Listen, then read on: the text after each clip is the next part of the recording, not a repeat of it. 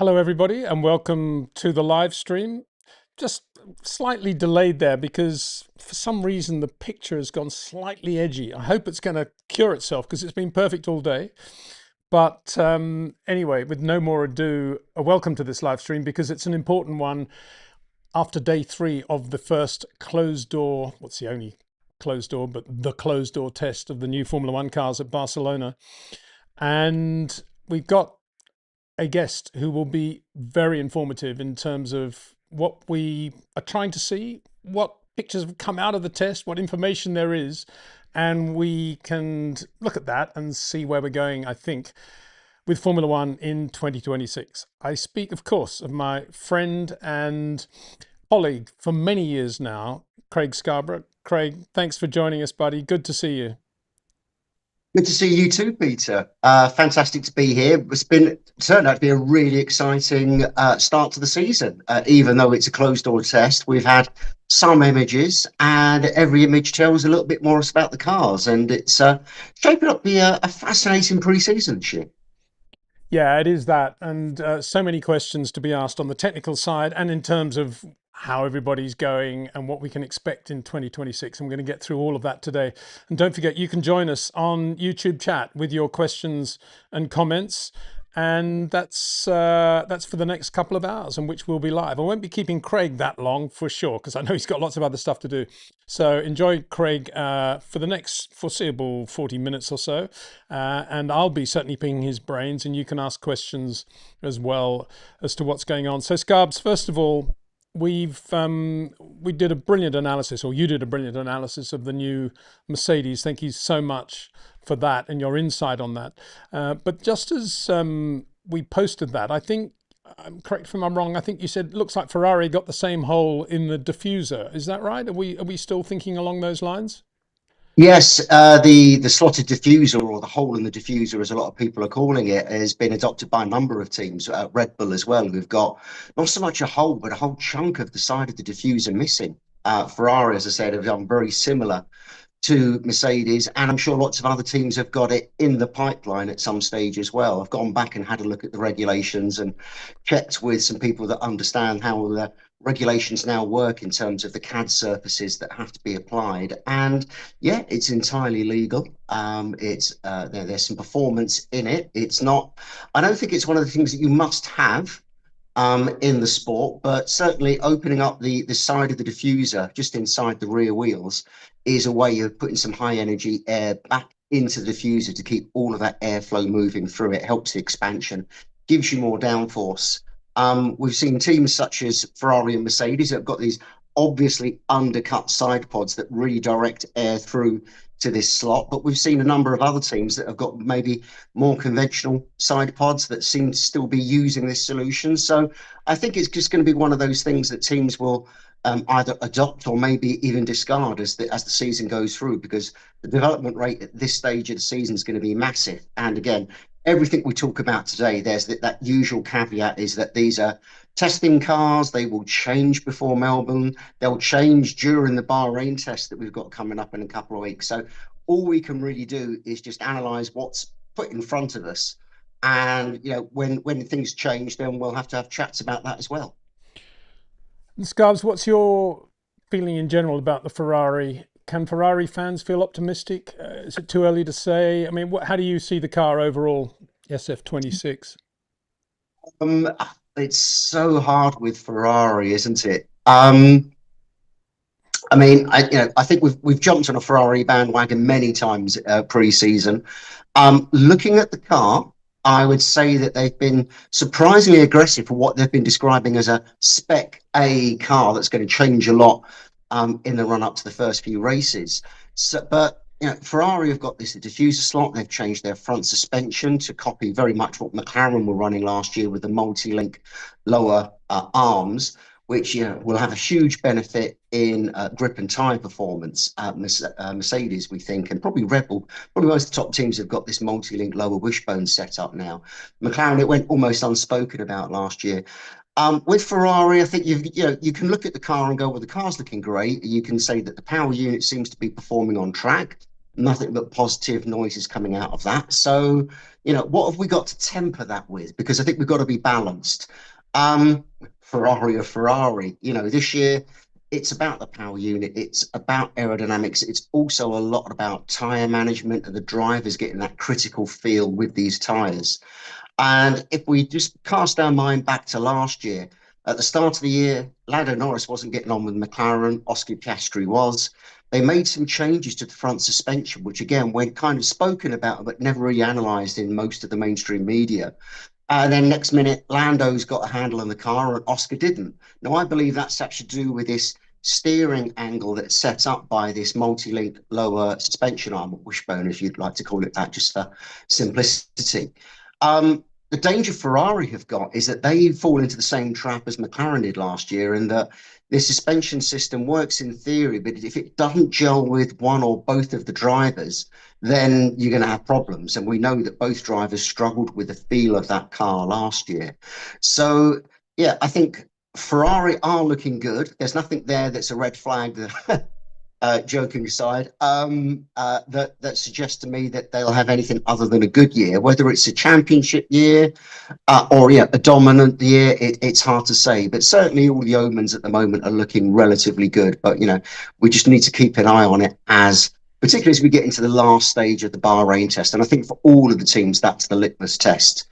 But again, even having said that, it's a long, long season this year. Teams that are struggling at the early part of the year have got plenty of time to develop. Ferrari have got quite a bit of aero development time in hand over their rivals who have finished above them in the Constructors' Championship last year. So again, that's a potential advantage that Ferrari has that other teams don't, even if they don't get out of the blocks particularly quickly at the start of the year.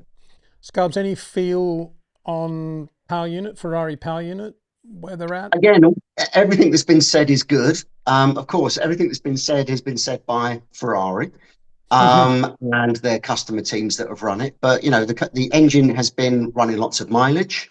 There's been no stoppages that I'm aware of.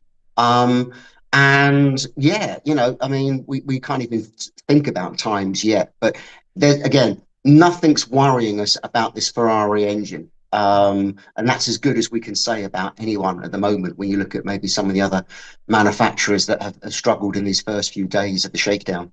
But in general, reliability, touch wood's been pretty good, isn't it? I mean, if we go back to Absolutely. 2014, for example, I mean, in terms of the first run, power units in general, the whole battery electric thing, relatively trouble-free across the Yeah, I board. mean, I think teams have learnt a lot from 2014 and indeed sort of 2009 going back to the previous big regulation change, and the teams are able to do much more complex stuff, not just with the power unit on the dyno or indeed the entire powertrain on the dyno, but they have these virtual test tracks, and I'm sure we'll talk about those when we come to Williams, where they can put the chassis complete, everything that would be on that car running on a full car dyno with the suspension and the brakes and the aero forces as well as the powertrain running.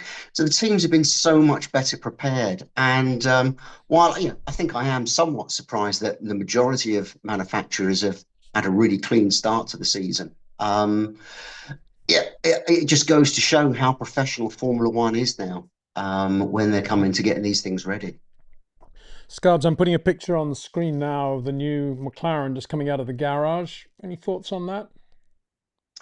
The McLaren's been interesting. They've kept it really hidden from us and releasing just a 3D model of it at the beginning of the week, which we always take with a pinch of salt. It turns out that model they released is relatively accurate to the car that's testing on the track. So credit to McLaren for that. I think McLaren maybe lose a few bonus points for being kind of so late to the party and being so secretive with everything, which I just don't think is necessary.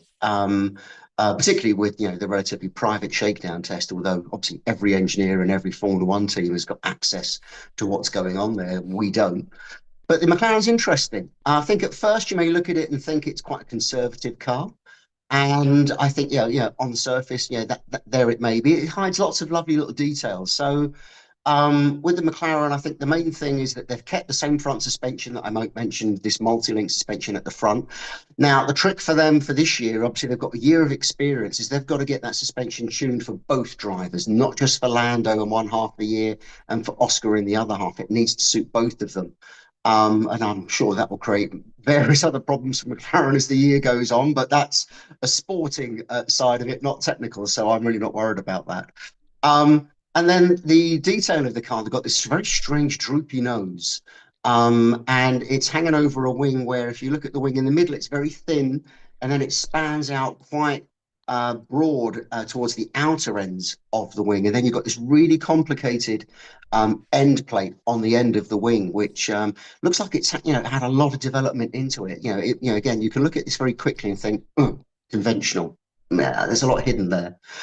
So lots kind of on the front of the McLaren. If you look at their brake duct scoops on the front wheels, everyone else, Mercedes and Ferrari have kind of tucked them in behind that kind of crescent-shaped deflector on the front of the brake duct setup. McLaren have gone the opposite. They've put these big bulbous things, and McLaren have had form with doing something similar to this in previous years. It looks like they're using that not just to get lots of air into the brakes, which is obviously important, but I think they're using that brake duct scoop much more as an aerodynamic device than purely as a cooling device, which is, of course, completely legal, and everyone plays with it in different ways. The thing that surprised me most is when I first looked at the McLaren, these side pods, which kind of sloped away. I thought, well, they're not particularly exciting. But McLaren have got these very slopey side pods on the top, what you'd maybe call downwash side pods, quite slim, quite small. But underneath, the undercut is quite enormous and goes a long way back. Very similar to what people have been doing in previous years. Lots of people have brought that undercut forwards a little bit, because the undercut of the side pods is all about loading the front edge of the floor. And that's important because that creates you downforce at the front of the floor, which is always important that you get a balanced car, particularly with active aero. So when the drivers flatten the front and rear wings in straight line mode, that you still get a balance to the car as you go through the fast sweeping corners where you're allowed to use the straight line mode. So McLaren doing something slightly different there. Stuff at the back of the car has been a lot more hidden. Not enough photos, obviously, coming out from McLaren. They're not going to show us the back of the car. It doesn't look like they've got this hole in the diffuser. It doesn't look at this stage that they've got the same sort of slotted diffuser as we've seen with Ferrari and Mercedes in particular, and as I mentioned before already, Red Bull. But, kind of overall, it looks like this is, and I think the team have accepted that this is very much the car that they want to bring to the first race. It's all quite interesting, and it looks like they've just adopted some different ideas to everybody else. And I think if you kind of could ever do a spreadsheet of the different features of the cars and try and compare them in a kind of a purely logical way, I don't think any car would have all of the same features as you kind of look up and down it. You look at the wake boards behind the front tyres on the McLaren, quite different in what they're trying to load. Again, the front edge of the floor. Something they've done very similar is they've gone to push rod suspension back at the front. Again, this really isn't the be all and end all. It's something that we'll notice in these first few weeks and then forget about for the rest of the year. Seems to be the preferred solution, mainly because of aerodynamics. Don't listen to anyone else that's telling you that there's other benefits in there that are really worth pull rod over push rod. It is really just down to the packaging of the aero at the end of the day. Interesting. You mentioned the deflectors behind the front wheels. Much nicer to see that than those ridiculous mudguards we had last year. I'm sure you agree. Yeah, I mean, I think they are more interesting because they are a team developed part. I wasn't that put out by the deflectors over the front wheels in 22 to 25. They served a purpose. But I think whenever you allow teams to design their own bodywork, even within very strict regulations that these wakeboards have, you end up with something quite interesting to look at. Now, these are trying to grab the dirty wake from behind the tyre and pull it into the bodywork of the tyre. And every team has got slightly different ideas of what you want to do with it. And, people start to call them upwash and outwash, which is technically correct. But even if you've got an outwashing wakeboard design, it's still generally pulling the airflow in towards the center of the car in order that the car behind sits in much cleaner air. And that seems to have been something the rules have got to quite quickly. McLaren, have got quite an interesting one. A lot of people may denigrate it because it doesn't look like the same as others. I think they're doing something quite different. I think they're trying to create some low pressure behind the big flat board and pull air out from underneath the floor, which is, just a different way of tackling the aero across the entire car. But yeah, I mean, I'm kind of glad they're there. A lot of people have been quite upset about them because they're so wide and they're kind of a little bit in your face compared with the old barge boards. And certainly they're going to sustain some damage in, wheel to wheel racing, which is kind of been the case with any part of the car over, 10, 20 years or more. The strange thing with these parts is they actually kind of damage the car's airflow. They're there to actually make the car sit in its own dirty air. So if you did have one of them smash off in a race, the question that sits in my mind, does that make the car better or worse? I don't know. Probably better. Maybe, I don't know. But yeah, I think it's going to be interesting to see just how these parts is probably one of the key parts that we'll be keeping an eye on throughout the year, along with front wing end plates, I suspect, is one of the key development areas. Yeah, I can see why people probably object to them, but I think it's nice to have open wheels again. Let's face it, they are open wheelers. That's what we Aussies call them anyway. And beyond that, just on that point, if they do get knocked off or damaged, it might actually improve performance. Of course, we had that with Charles Leclerc in China, I think last year, did we not? When he lost a front wing end plate and seemed to go quicker as a result, even then. Yes, I mean, I think there's probably as much of a psychological as a technical argument as to why cars sometimes go quicker with bits of bodywork missing. There's been a number of situations where drivers seem to have outdriven what should have been a much better car when it was damaged. Yeah. But yeah, again, we can look at the front wing, which again is a little bit susceptible to damage in accident in wheel-to-wheel racing. But again, we've had wide front wings since I'm trying to remember what was it 2009 when they first went the full width of the car. So yeah, nothing new there. And it's down to the drivers to avoid hitting each other. It's part of racing. It is. So yeah, it's just one of those things. You're never going to stop people rubbing bodywork against each other in racing. Scars, we're going to go through more cars, don't worry, but we got a bunch of questions and comments. I know everybody's desperate to sort of try to have their say. So we're talking about airflow. So we'll kick off with this one from Aaron, who's one of our regulars. Hi, Peter and Scarbs. Given the complexity and unpredictability of airflow over Formula One cars, to what extent does luck, as opposed to engineering skill, determine the aerodynamic performance of ... I think there's another part to this question. Let's have a look. As he goes back into his chat box again, usual old drama. Well, I think we can just go from that Yeah. one actually, and just what is your reaction to that one? Luck or judgment? Do you think that some of it is luck, Scarbs, in fact? I think as much as at heart I'm an engineer and I laud the engineers and the designers and the technicians and the mechanics and everyone that works on that side of the sport. I know of situations where teams have had success and they've not entirely been able to explain it. So yeah, maybe there is luck in there somewhere, Yeah. but you can't look at it, an aero team of 300, 400, 500 people and think that finding the right solution is anything but luck. It's all down to just diligent work and discipline. But maybe someone had that flash of an idea that works and somebody else didn't. You can't look at every solution in the wind tunnel or in CFD. So, there is a random element. And, when you get to the circuit, much as we did back in, 2022, everyone was expecting Mercedes to dominate, but Mercedes had that glitch in the wind tunnel and the car just didn't work as they expected it to. And it wasn't about that poor design. It was just about, they were blindsided by some of the data that was being fed in to this massive decision-making machine that you get in the design office and the aero departments of F1 teams. So yes, it's too early to say. I think Bahrain will soon start to shake out teams that have done better and have done worse or have, really fallen down.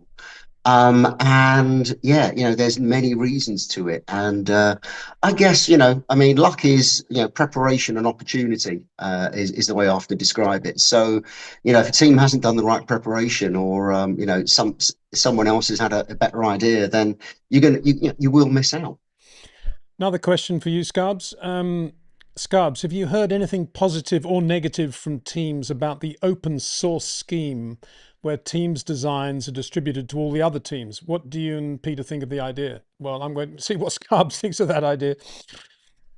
I mean, I think it's been a success. So open source, just for people that maybe don't quite understand, is in the 2022 regulations, they broke up all the different parts of the cars into different parts. So parts like Haas would buy from Ferrari, and then you have listed parts where a team has to make them themselves, things like the monocoque, the bodywork, stuff like that. And then there's open source parts. So one of the classic parts of that is the brake caliper. So originally there was going to be a spec brake caliper back in 2022, but of course every team wanted their little advantage.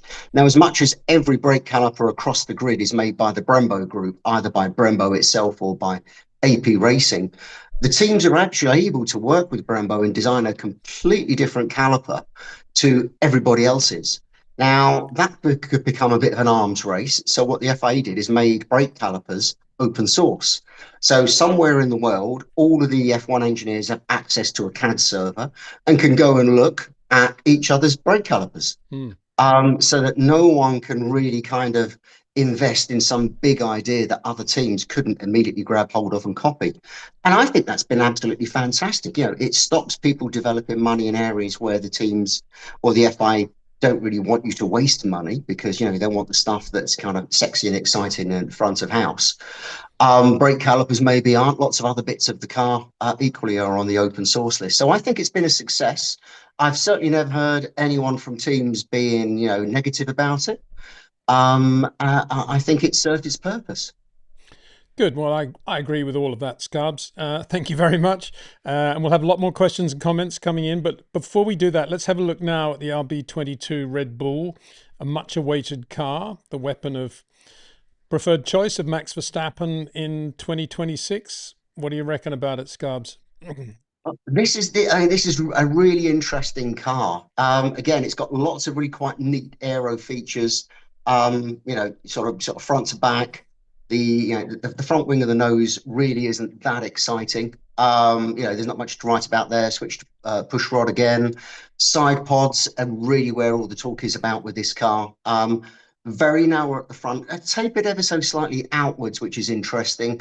And they're just working the air in different ways to everyone else.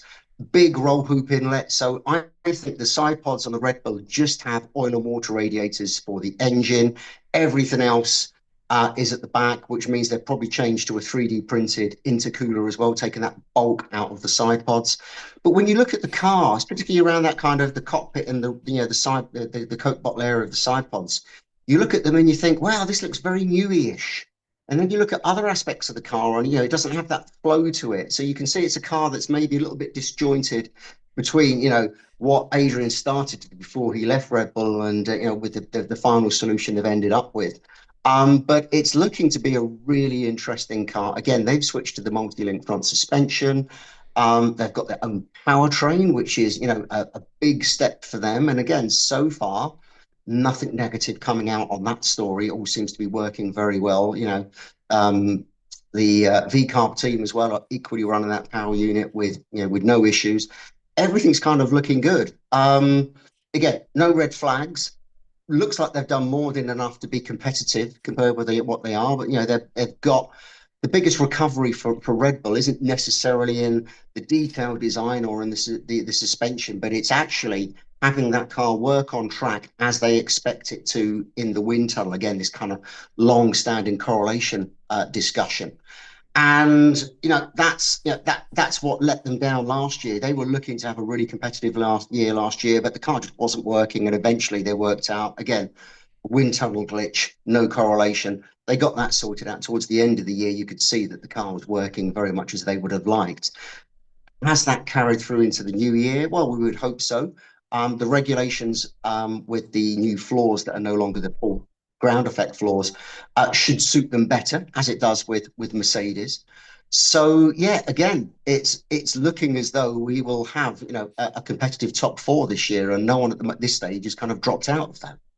Everybody seems to be running a bit of a shark fin at the back of the engine cover now, Scarbs. What's that all It's about? part of the part of the regulations. They've regulated in a minimum shark fin area. And I think what they've left us with is quite inelegant, really. I think they could have given teams a little bit more freedom. Everyone's effectively running the same shark fin. You have to run, in a certain shadow area that it's got to meet. There's not a lot you can do with it. Ferrari were interesting. They put these little steps on just to break the vortex that forms as the car kind of slides in your to keep the rear wing working. We'll probably see various solutions to that as we have in the past, like Williams T-top to the shark fin, or if you can remember Force India having the Stegosaurus with all the little fins going along it. I'm not sure if that's possible under these regulations, but teams will work to try and get that to work best as possible for them. But as I say, particularly when the car is in yaw, because it gets in the way of the rear wing working on both sides. So yeah, we'll probably have some interesting little developments in that area. Question from, or comment from, let's go up to get it here. Ashad Chowdhury, another of our regulars. Hi there. Audi's start does not look promising. Cadillac is slow, but seem to be managing their outings well. Williams' decision not to test does not seem prudent. What are your thoughts? And are we going to add Aston Martin to that as well now? Are we expecting to see them on day We're 4? expecting to see them, I think, potentially tomorrow, which is Thursday. Yeah. Yeah, I mean, these are big regulation changes. The budget cap has been biting, the aero development cap has been biting, all of those regulations to control how mad the teams can go. Unfortunately, with a big regulation change and those caps, it's difficult. And teams, for various reasons, have had problems. Cadillac, interesting car. They're slow. They're not trying to get performance out of that car. That's literally a brand new team. And you've got to remember that there's a lot of stuff on that car that just needs to be proven to work. And Cadillac seems to be going through that very methodically. Audi, on the other hand, Audi, you take them as a constructor, as a manufacturer, hugely, a huge amount of ability and development potential in them as a manufacturer. And then obviously they're sitting on top of the Scarborough infrastructure. Scarborough have been developing cars for many years, so they should have an advantage. The fact that they've had so many stoppages, and whereas I don't think these are complete power unit failures rather than cutouts stopping the car on track, is a bit surprising, in some respects, because of the history of both of the sides of that team now. But again, hugely complicated cars, first time they've run. Yes, little problems will happen. And as much as one wire, having a problem will stop a complete Formula One car, as it will do with many racing cars nowadays. So, that's a factor there. Williams, clearly they're in all sorts of problems through development. And it's nothing we haven't seen from Williams before. They've still got a lot more maturing to do as even with James Vowles on board. Last year they were late. A couple of years ago they were late. It's the same problems that haven't been ironed out at Williams yet. And Aston Martin, I think, are a different story, because they're now the Adrian Newey team, and he's going to leave it to the absolute last minute before he signs anything off for manufacturing and production, so that car is the best it can possibly be at every point it turns up on track. So different stories, but all part of this kind of same sort of melange of regulations and cost caps. Yeah, and I'm surprised that Aston Martin aren't there. In a way, I'm not, because you would imagine that Adrian's probably, trying to get It's a everything as balance. trying to Yeah. get everything as perfect as he possibly can, or whatever the goal is there. But even so, it's kind of strange that they wouldn't be running. Williams kind of predictable in a way, sadly, but yeah, for Aston Martin not to be there, I suppose that's Williams can at least say, well, Aston didn't make it either. And I guess that's another reason to justify this decision not to let the fans come to Barcelona. I mean, let's just think about that a little bit, because the weather's been terrible. Well, not on the first day. It was wet yesterday, very windy and difficult today. Wouldn't have been the greatest experience for the fans, but nonetheless, what are your thoughts on that, Scarbs? Do you think the public should have been allowed out? Absolutely. There's no question that should have been a properly open test. I can understand that the teams wanted some secrecy, thinking back to 2014, which was, a complete mess. But that's proven not to be the case. I think the media should be there. The fans, not let the fans see cars running. Only being able to go to Bahrain for seeing F1 testing. My F1 career as a journalist, if we can call myself that, started it just going to testing. And there was always people in the fans in the stands at Silverstone in Barcelona, Jerez, everywhere else we used to go. It should be open. Formula One should. And I always have felt that testing has been that kind of last hidden secret, that last gem of the true F1 fan. So I think that's been a mistake. But I don't think the impact of it, sadly, will be forgotten about within a week or two, certainly as we get to the first race. And you've got to remember last year they had that launch event in London, which was bizarre and the complete antithesis of what I wanted from Formula One and seeing new cars. But they're trying things, and it's the marketing department controlling things rather than anything else. Yeah, we've got a comment here about Williams from Consequence of Living. Williams! Exclamation mark. What are they doing? How can you skip 2 years and still not have a car ready for testing? And is it 20 to 30 kilo? And is 20 to 30 kilo overweight? Really? I'm more I think embarrassed for that's Carlos. Where's that come from? yeah. I think the excess weight is certainly a rumor that's been put around and has been Fake quashed news, by the fake team. news. Crash tests were delayed. Maybe they've added weight. But I think 20 to 30 is sounds absurd. Yeah, I think a lot of teams may be overweight at the start of the year, whether they choose to be or you can make things lighter, but you can't make a car quicker in some respects. Williams. Again, it's a team that have struggled for so many years, and I think it just goes to show how difficult it is to turn a team around under the cost cap regulations, underneath the aero testing, and just how far a team can slip away from being, I still call them Williams Grand Prix Engineering. I think that's still maybe Yeah, even their absolutely. formal Totally title. agree. They've always been an engineering company, but I think that's been lost in recent years. And I think it will improve, but this is another difficult year for Williams. And it's disappointing. I think everyone, whether you are a Williams fan or not, want to see some of these older teams be successful. No one wants to see a team struggle. So it's hard to watch. Bit of an Definitely. insult right at the end there, saying even Alpine are better. Well, Alpine not such a bad team, and I'm an avowed Pierre Gasly fan. So, what do we think about the new Alpine there, Scarbs? Got a nice picture of it going into Yeah, left-hander the in Alpine's Barcelona. interesting. I mean, we've not heard a lot from Alpine. I don't quite know where that car is in their thinking going forwards into the first part of the season. In a lot of respects, of all of the cars that I've seen, it's the one I'm most disappointed with.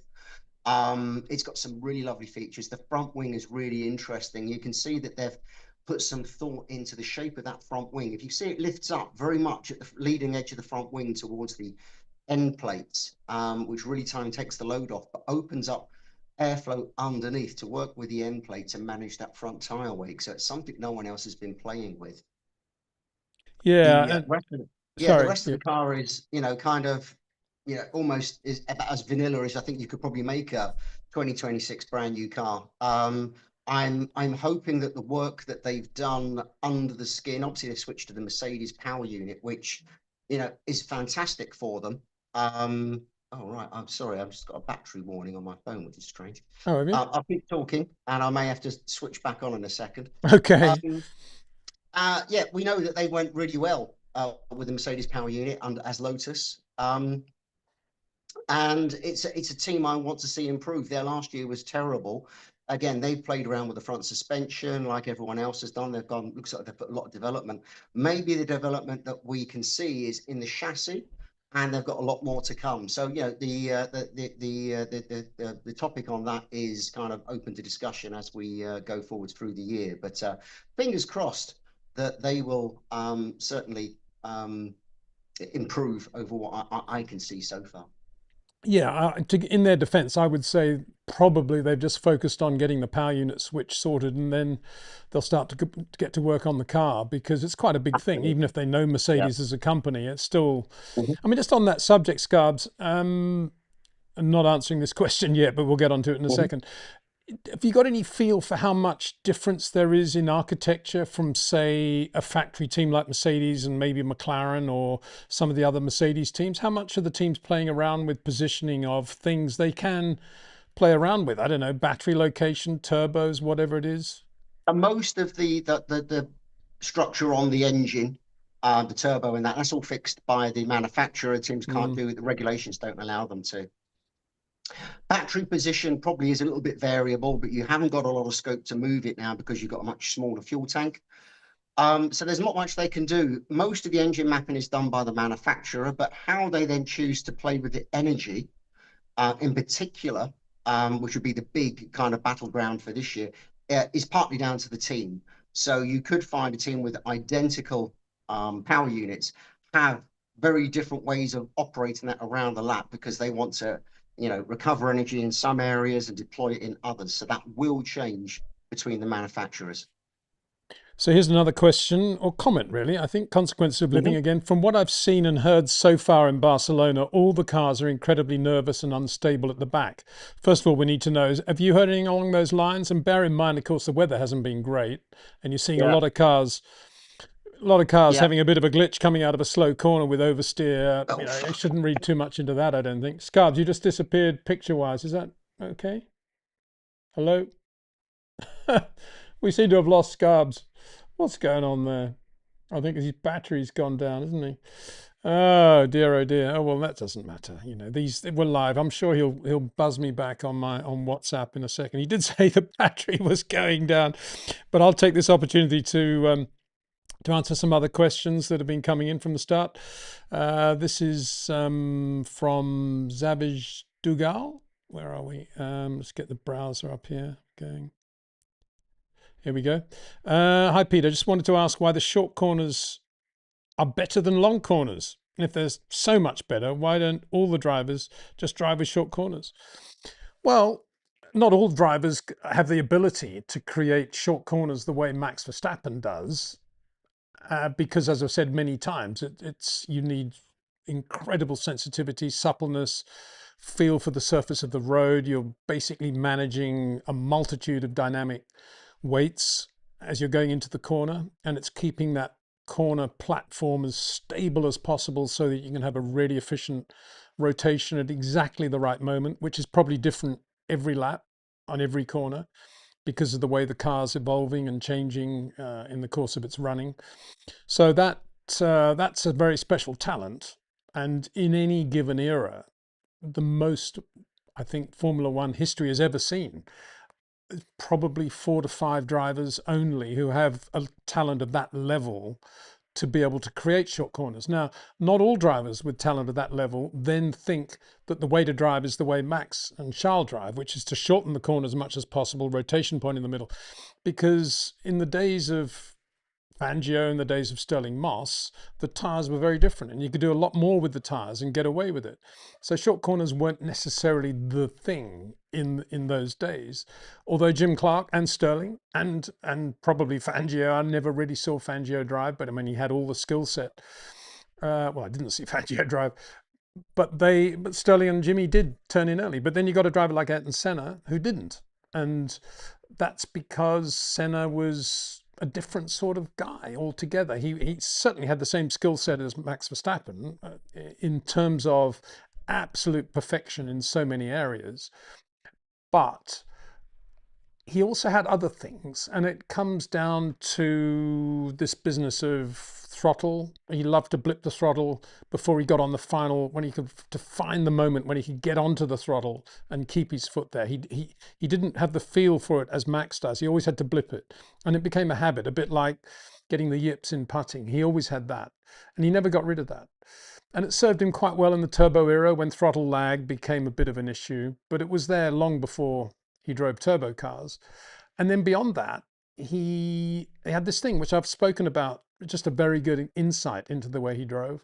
He would always refuse to jump gear shifts going down with a manual shift. He would always go 6, 5, 4, 3, 2, 1. He'd never go 6, 4, 2, 1, as many drivers did. They jumped to shift.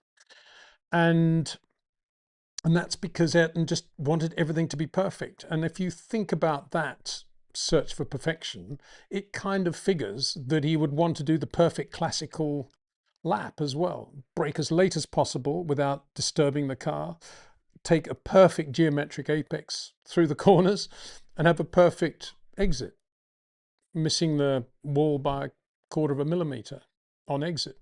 That was Ayrton Senna. it was in a way he was creating the most difficult scenario around which he could display and use his skills.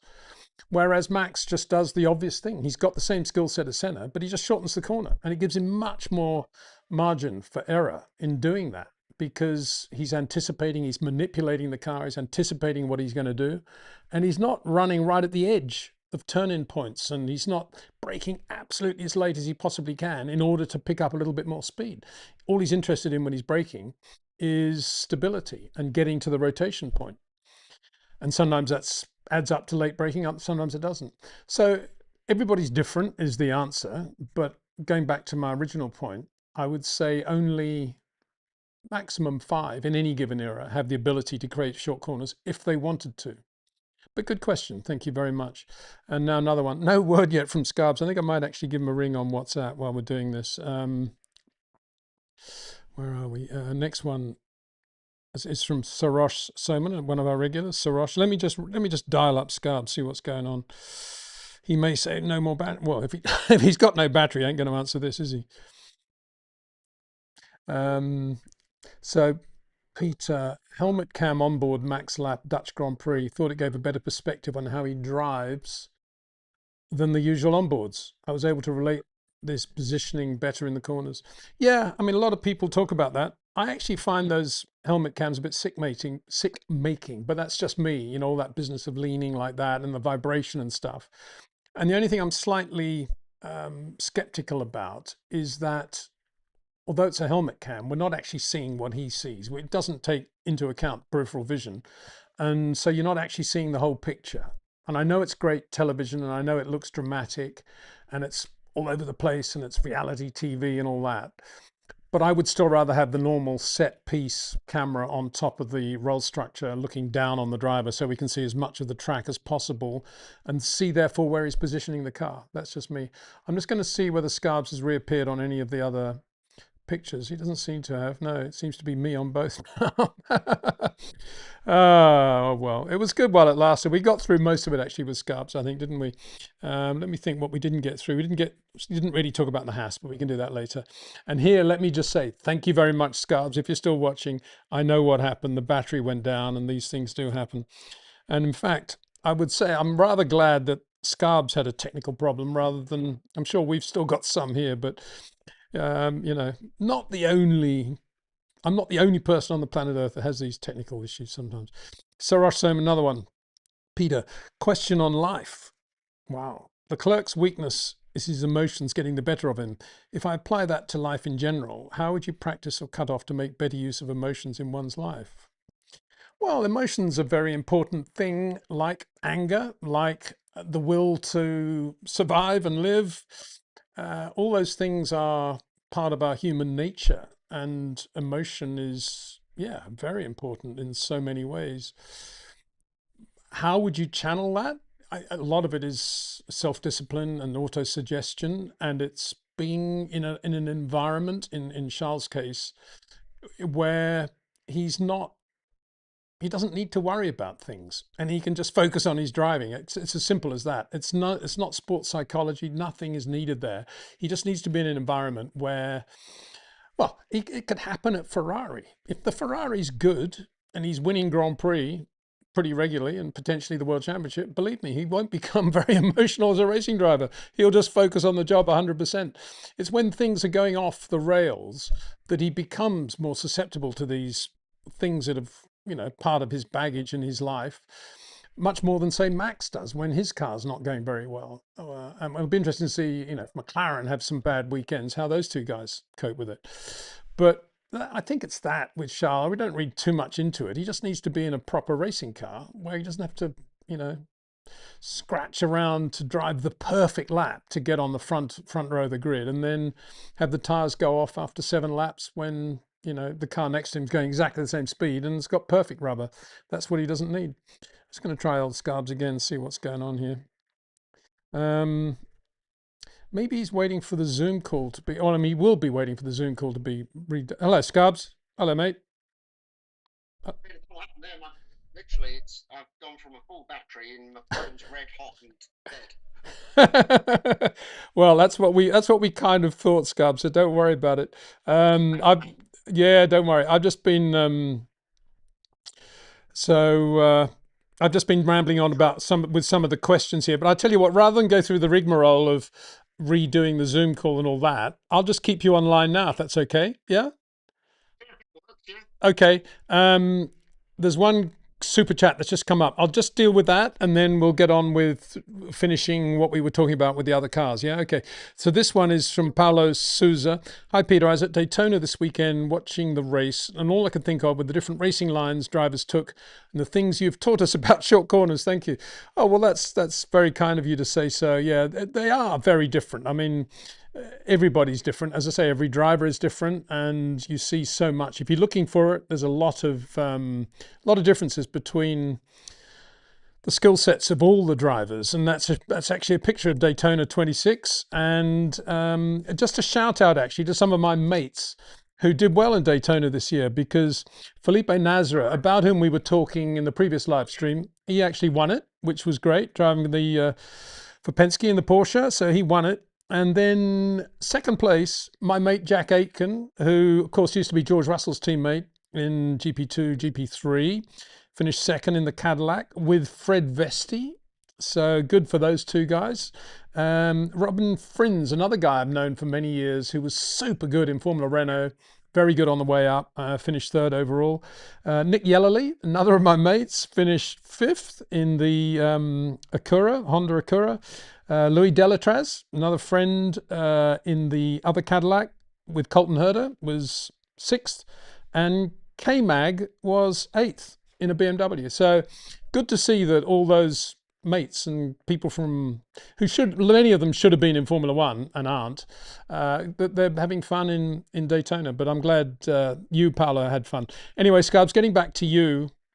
We were talking about Alpine. I'm just going to put a picture of the Haas on screen now. It's a sort of braking shot going into the hairpin actually after the back straight at Barcelona. Any thoughts on the Haas Ferrari? Yeah, I mean, we spoke a bit about the Audi before I got cut off. The Haas is that other kind of yardstick car. It's kind of what you would expect a 2026 car to look like. They've taken the more bulky side pod option. With side pods, a lot of people think if you've got a big side pod, you need lots. It's because need lots of cooling. It's not necessarily the case. Like we saw under the previous set of regulations, you can actually use the side pod shape to act a bit like a barge board to keep that front tire weight away from the rest of the car. It's almost like it's kind of shouldering it out of the way, quite literally, with the bodywork. And the other option you've got is you just shrink the side pod down to nothing, like so many teams have chosen to do. Well, for me, quite surprisingly this year, I didn't think that would be a way that would work with all of that dirty tire weight coming over. But clearly, the results in CFD and the wind tunnels have proven me wrong. So yeah, I mean, overall, the Haas, I mean, it seemed to have gone straight out with that Ferrari power unit and is running reliably.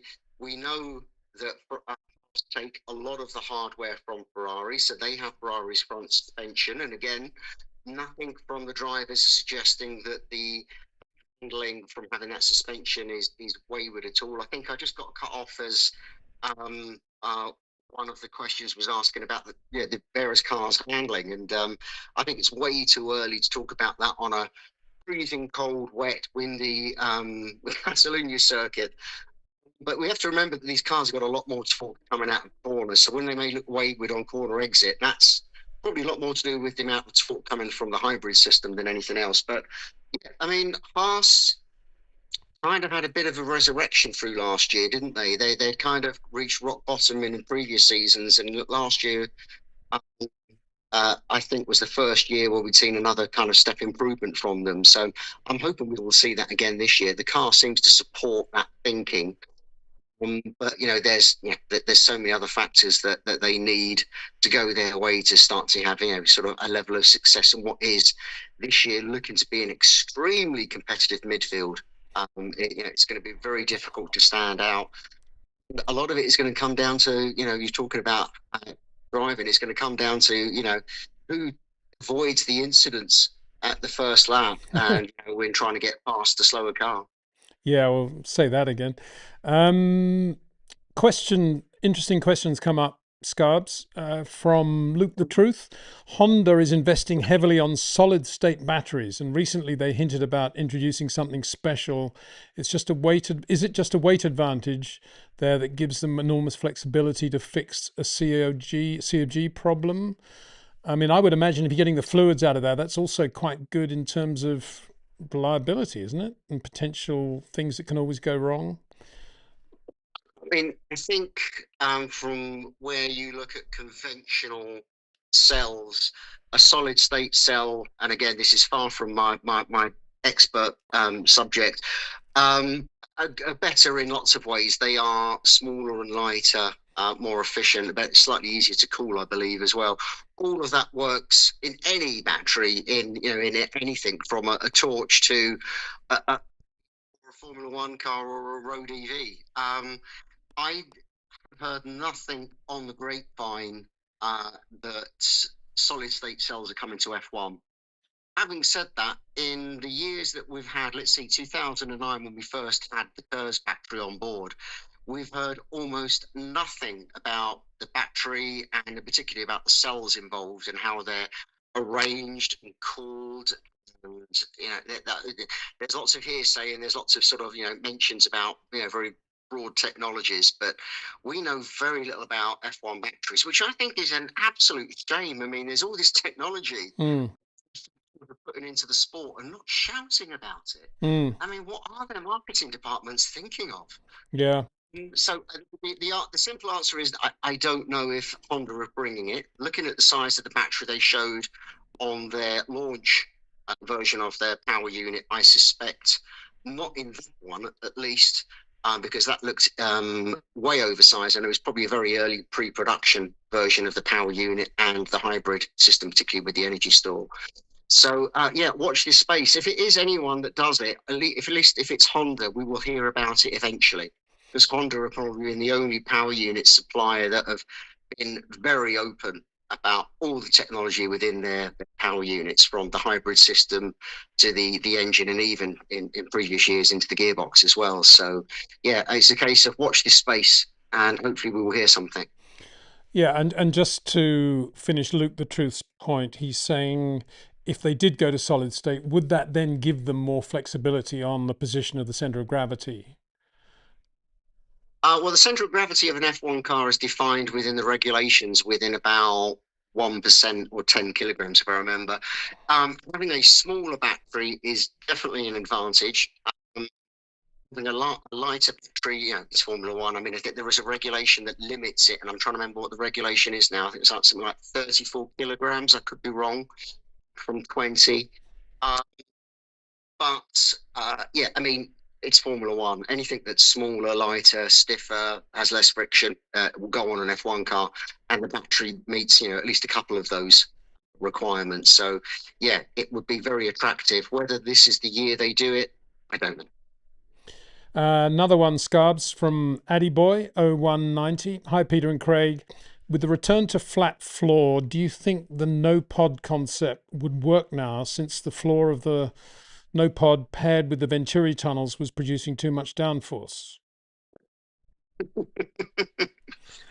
Sorry, I'm laughing. I think a lot of people conflated Mercedes' problems back in 2022 with the side pod and the floor. The problem was with the floor. The side pod was a solution, no better or worse than any other ones, and no more likely to be better or worse with the current regulations. Yes, under the current regulations, a zero pod, as I think a lot of us called it, or the no pod, um, would work under these regulations. You have to change it ever so slightly, because the front of the side pod, you can remember Mercedes made a bit of a fin out the front of the side pod where the side impact structure comes out from the top of the cockpit. You can't quite do that now. You can have the side impact structure coming out like we saw on the Red Bull with their super slim side pods. But that's not really the point. The main benefit, as I recall from the zero pods, is that they spread out very wide towards the edge of the floor.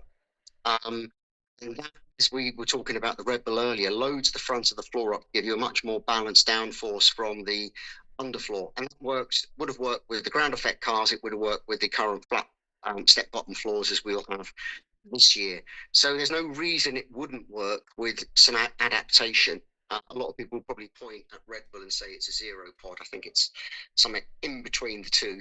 Um, but yeah, it's a concept that could work. I think everyone's probably parked that for the time being. Looking at maybe one of the two key kind of design concepts of either the big bulky one or the smaller unswept side pod. Yeah. Luke the Truth says he's 100% sure Toyota will buy Haas and return to Formula One with an engine partnership with Haas shortly. Toyota has unlimited access to Ferrari engines in the meantime. Yeah, it could happen. I think the way, personally, I think the way Toyota are doing that marriage with Haas suggests that Haas have a good relationship with Toyota and they're getting everything they can out of Toyota, short of Toyota having to go through the whole nasty business of putting together a Formula One team and go through all those agonies. And it's a really nice thing for them to have that deal with Haas in terms of engineers, young driver programs. And I think you see that going on with Kalle Rovanperä right now. I mean, they're basically managing Rovanperä's career, hopefully into Formula One.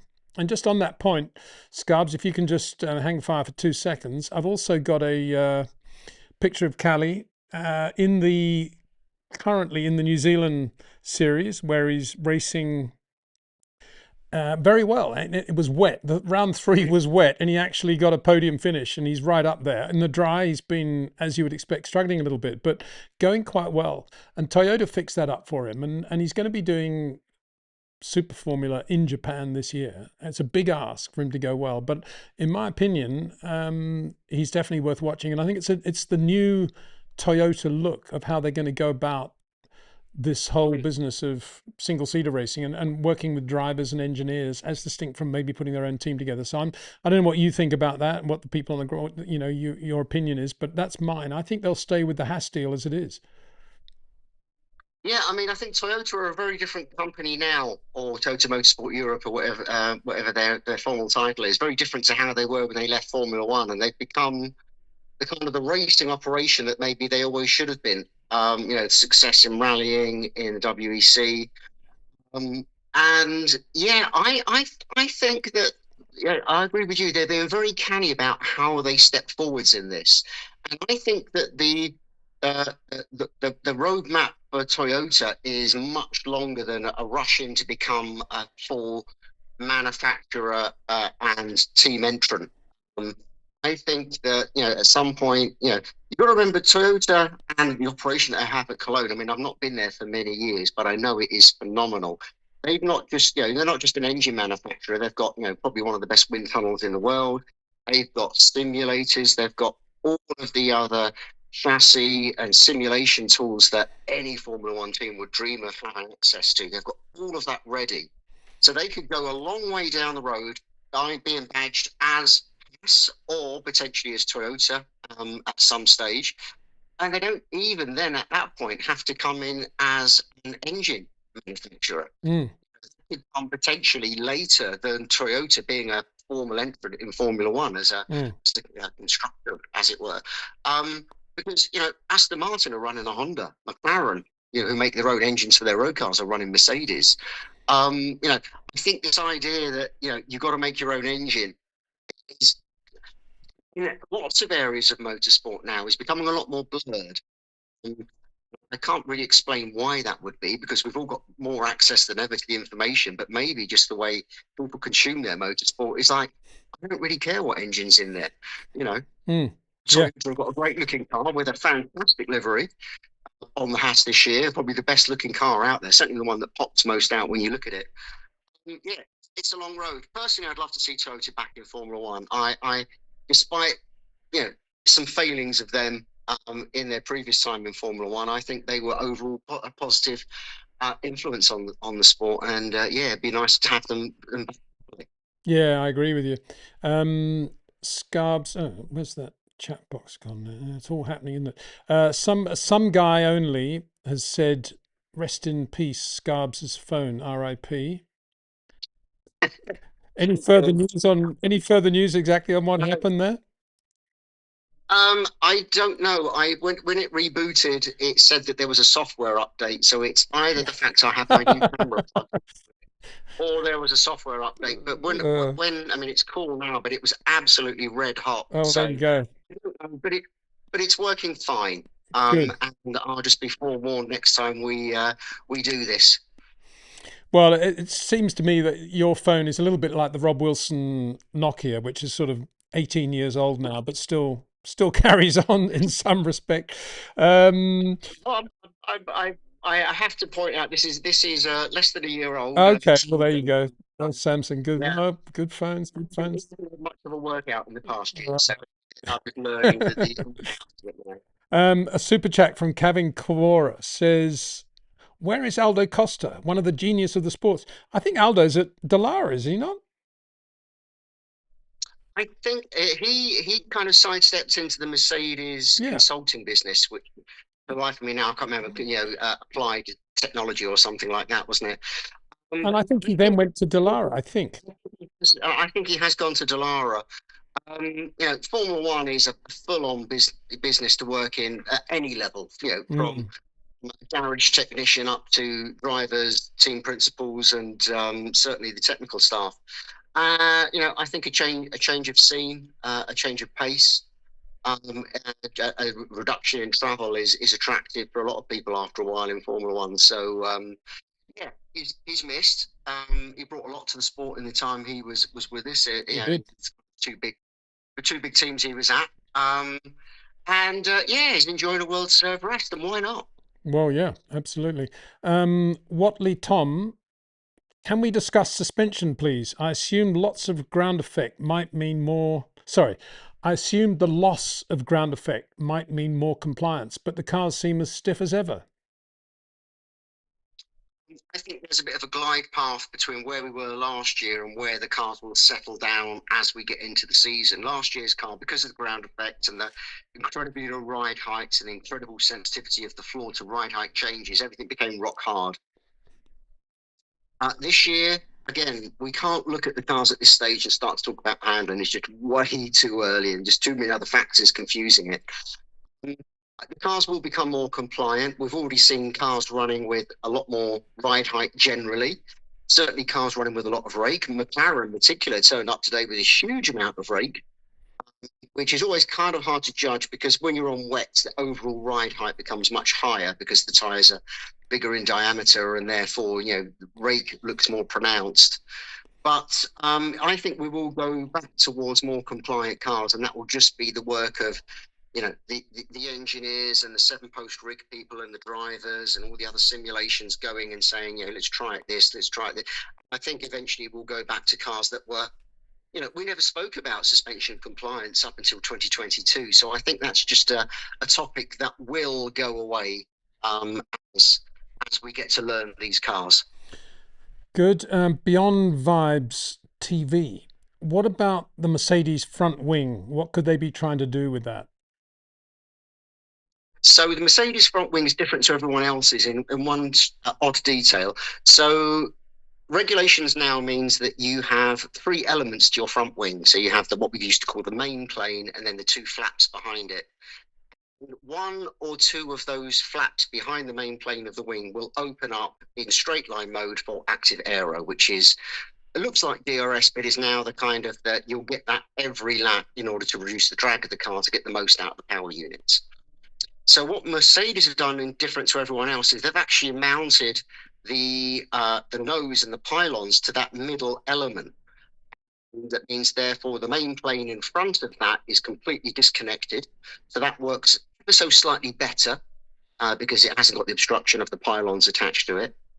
That means only the rearmost flap opens or closes, depending which way you want to put it, with active aero, which means that you would have a smaller drag reduction effect, a smaller downforce change effect than you would with having potentially two flaps opening. Again, it all depends on the detailed design of these flaps.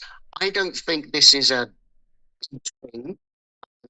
I think Mercedes have just found maybe that they want a different balance when active aero opens. And it's probably partly to do with the performance of their floor and how much balance that gives you. And I wouldn't be surprised if at some races they switch to a more conventional front wing mounting where both flaps opened up. So it's interesting. No one else so far has turned up with one of them.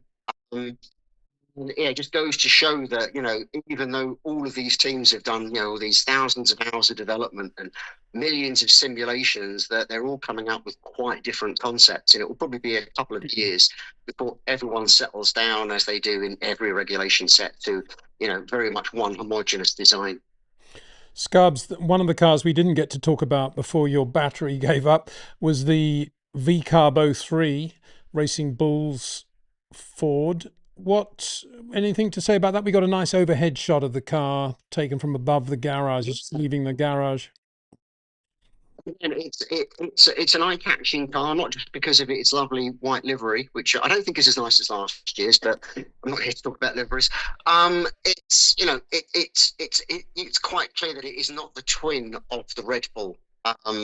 It has the same powertrain, it has the same front and rear suspension, but from there you can see that both teams have gone in slightly different directions, or at least maybe there was a fork in the road down one direction they followed. So the key thing that when you look at the VCARB is you can't help but notice the roll hoop inlet, which is massive. And historically, I was looking at some photos from the F1 launch back in 2014, and they had massive roll hoop inlet back then, and obviously had them various points in years gone by. So again, it goes back to how we were talking about how the Red Bull cools the car. So things that you need to cool in an F1 car, you have the combustion engine with its oil and water. You have the oil for the turbo potentially. You have the that goes into the comes out of the turbo and into the engine that needs cooling with an intercooler. The cooler for the intercooler, strangely a water-based one, and then you've got water and oil for all the hybrid systems.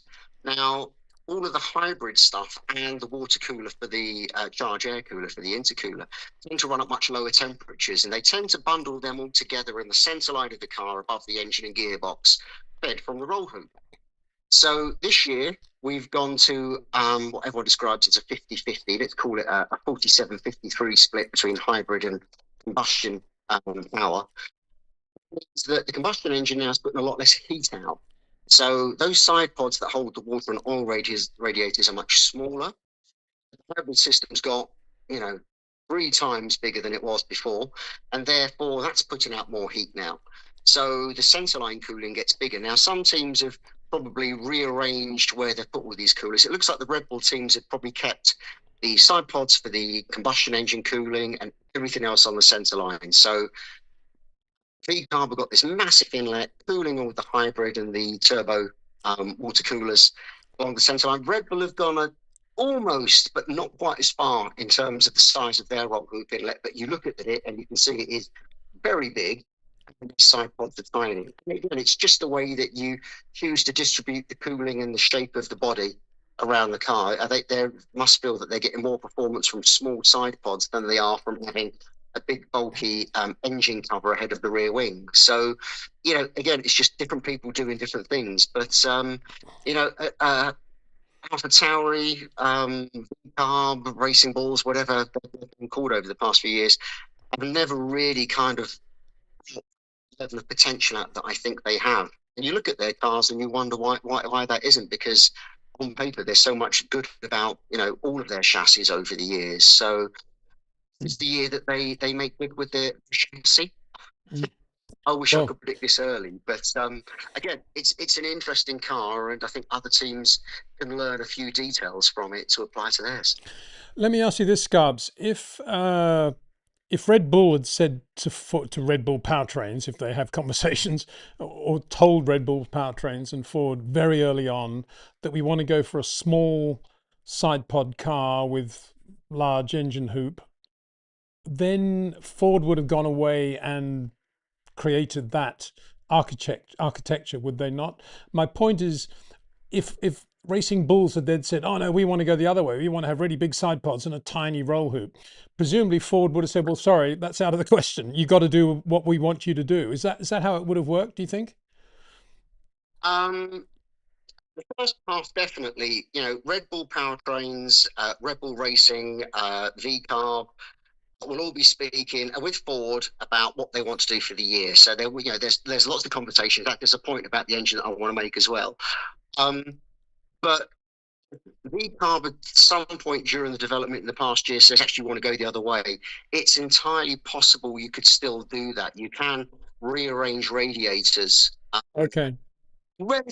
Relatively easily. I mean, I'm not saying it's something you could kind of do in between races, but you could have a very different cooler distribution, as we see, for example, with Haas and Ferrari. Slightly different story, perhaps, but yeah, it would be possible for them to be able to rearrange the radiators without major changes with the power unit.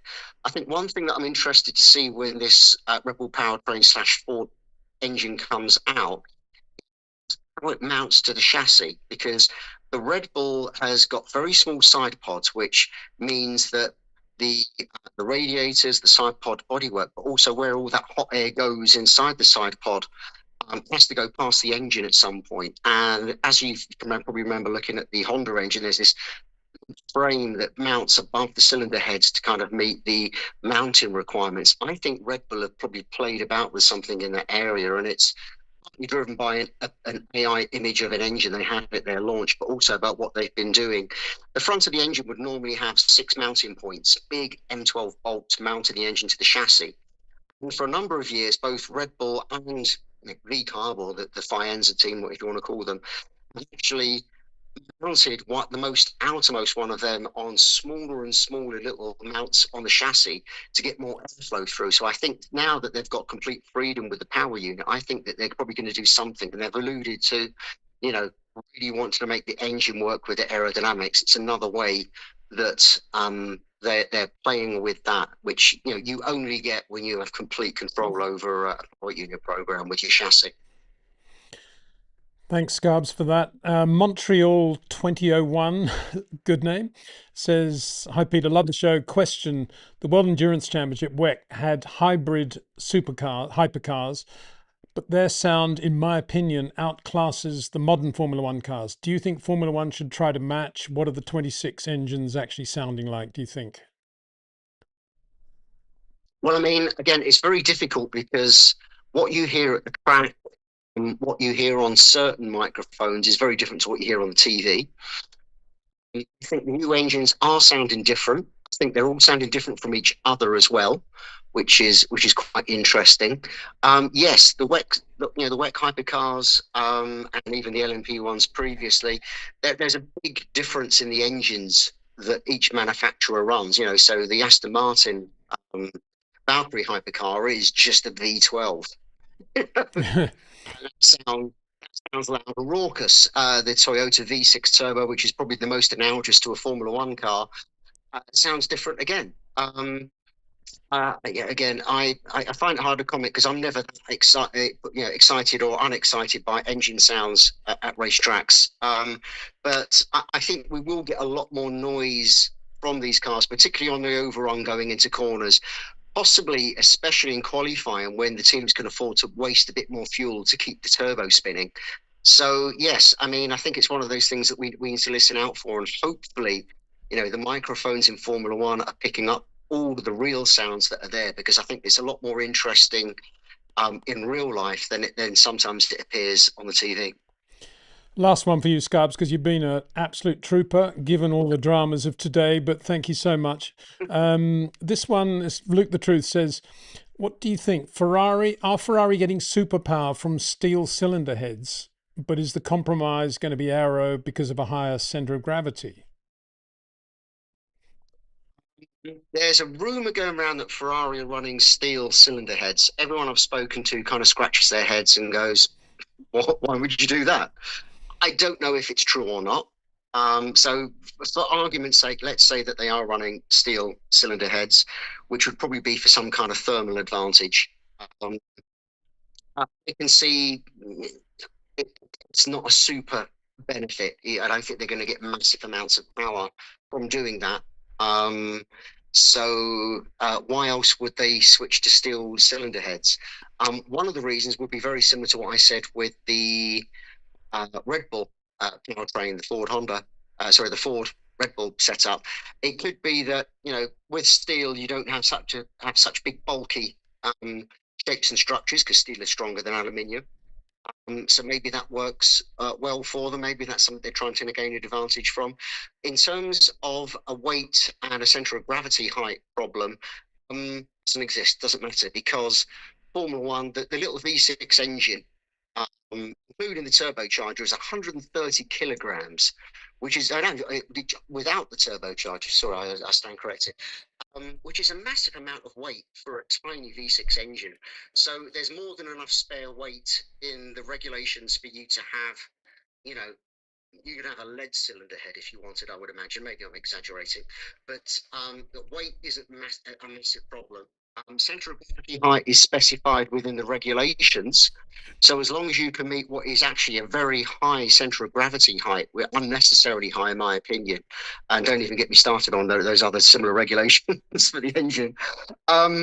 Yeah, I'm struggling to see where the advantage for Ferrari is, and I'm struggling to kind of pick up some of the rather bold claims some people have had about it in the media over the winter about the advantage of it. I think there's other factors that are much bigger in the performance of the power unit this year. Bigger factors even in the performance of the cars overall. As I say, you've got tires, you've got energy management, aerodynamics, and engine power, engine torque, all that sort of stuff. It's a much bigger melting pot this year. And again, I think this is a story that kind of got a bit overblown in trying to match the compression ratio story that was also going around. Yeah, good point. At least part of it. Good point. Scarbs, thanks so much for your time, buddy. Very, very kind of you to do that. And I think I speak on behalf of all the fans who've been watching and listening to the last half. Just brilliant insight as ever. We can do some more, right? As the cars become a little bit more visible in Bahrain, we'll love to do that. And particularly when the Aston hits the road as well. We'd love to talk to you on that and put some videos out. It's going to be super interesting, yes. Great. Thanks, Scarbs. Have a great evening, buddy. Thank you. Okay, bye-bye. Bye. Right, Craig Scarborough, brilliant. What a guy. So I tell you what I'm going to do now. I'm just going to have a short break, and I'm going to put on a picture. A viewer said, Peter, when you're doing one of these breaks, make sure you got a picture of some popcorn there. So I'm going to do that, and I'll be back in a few minutes.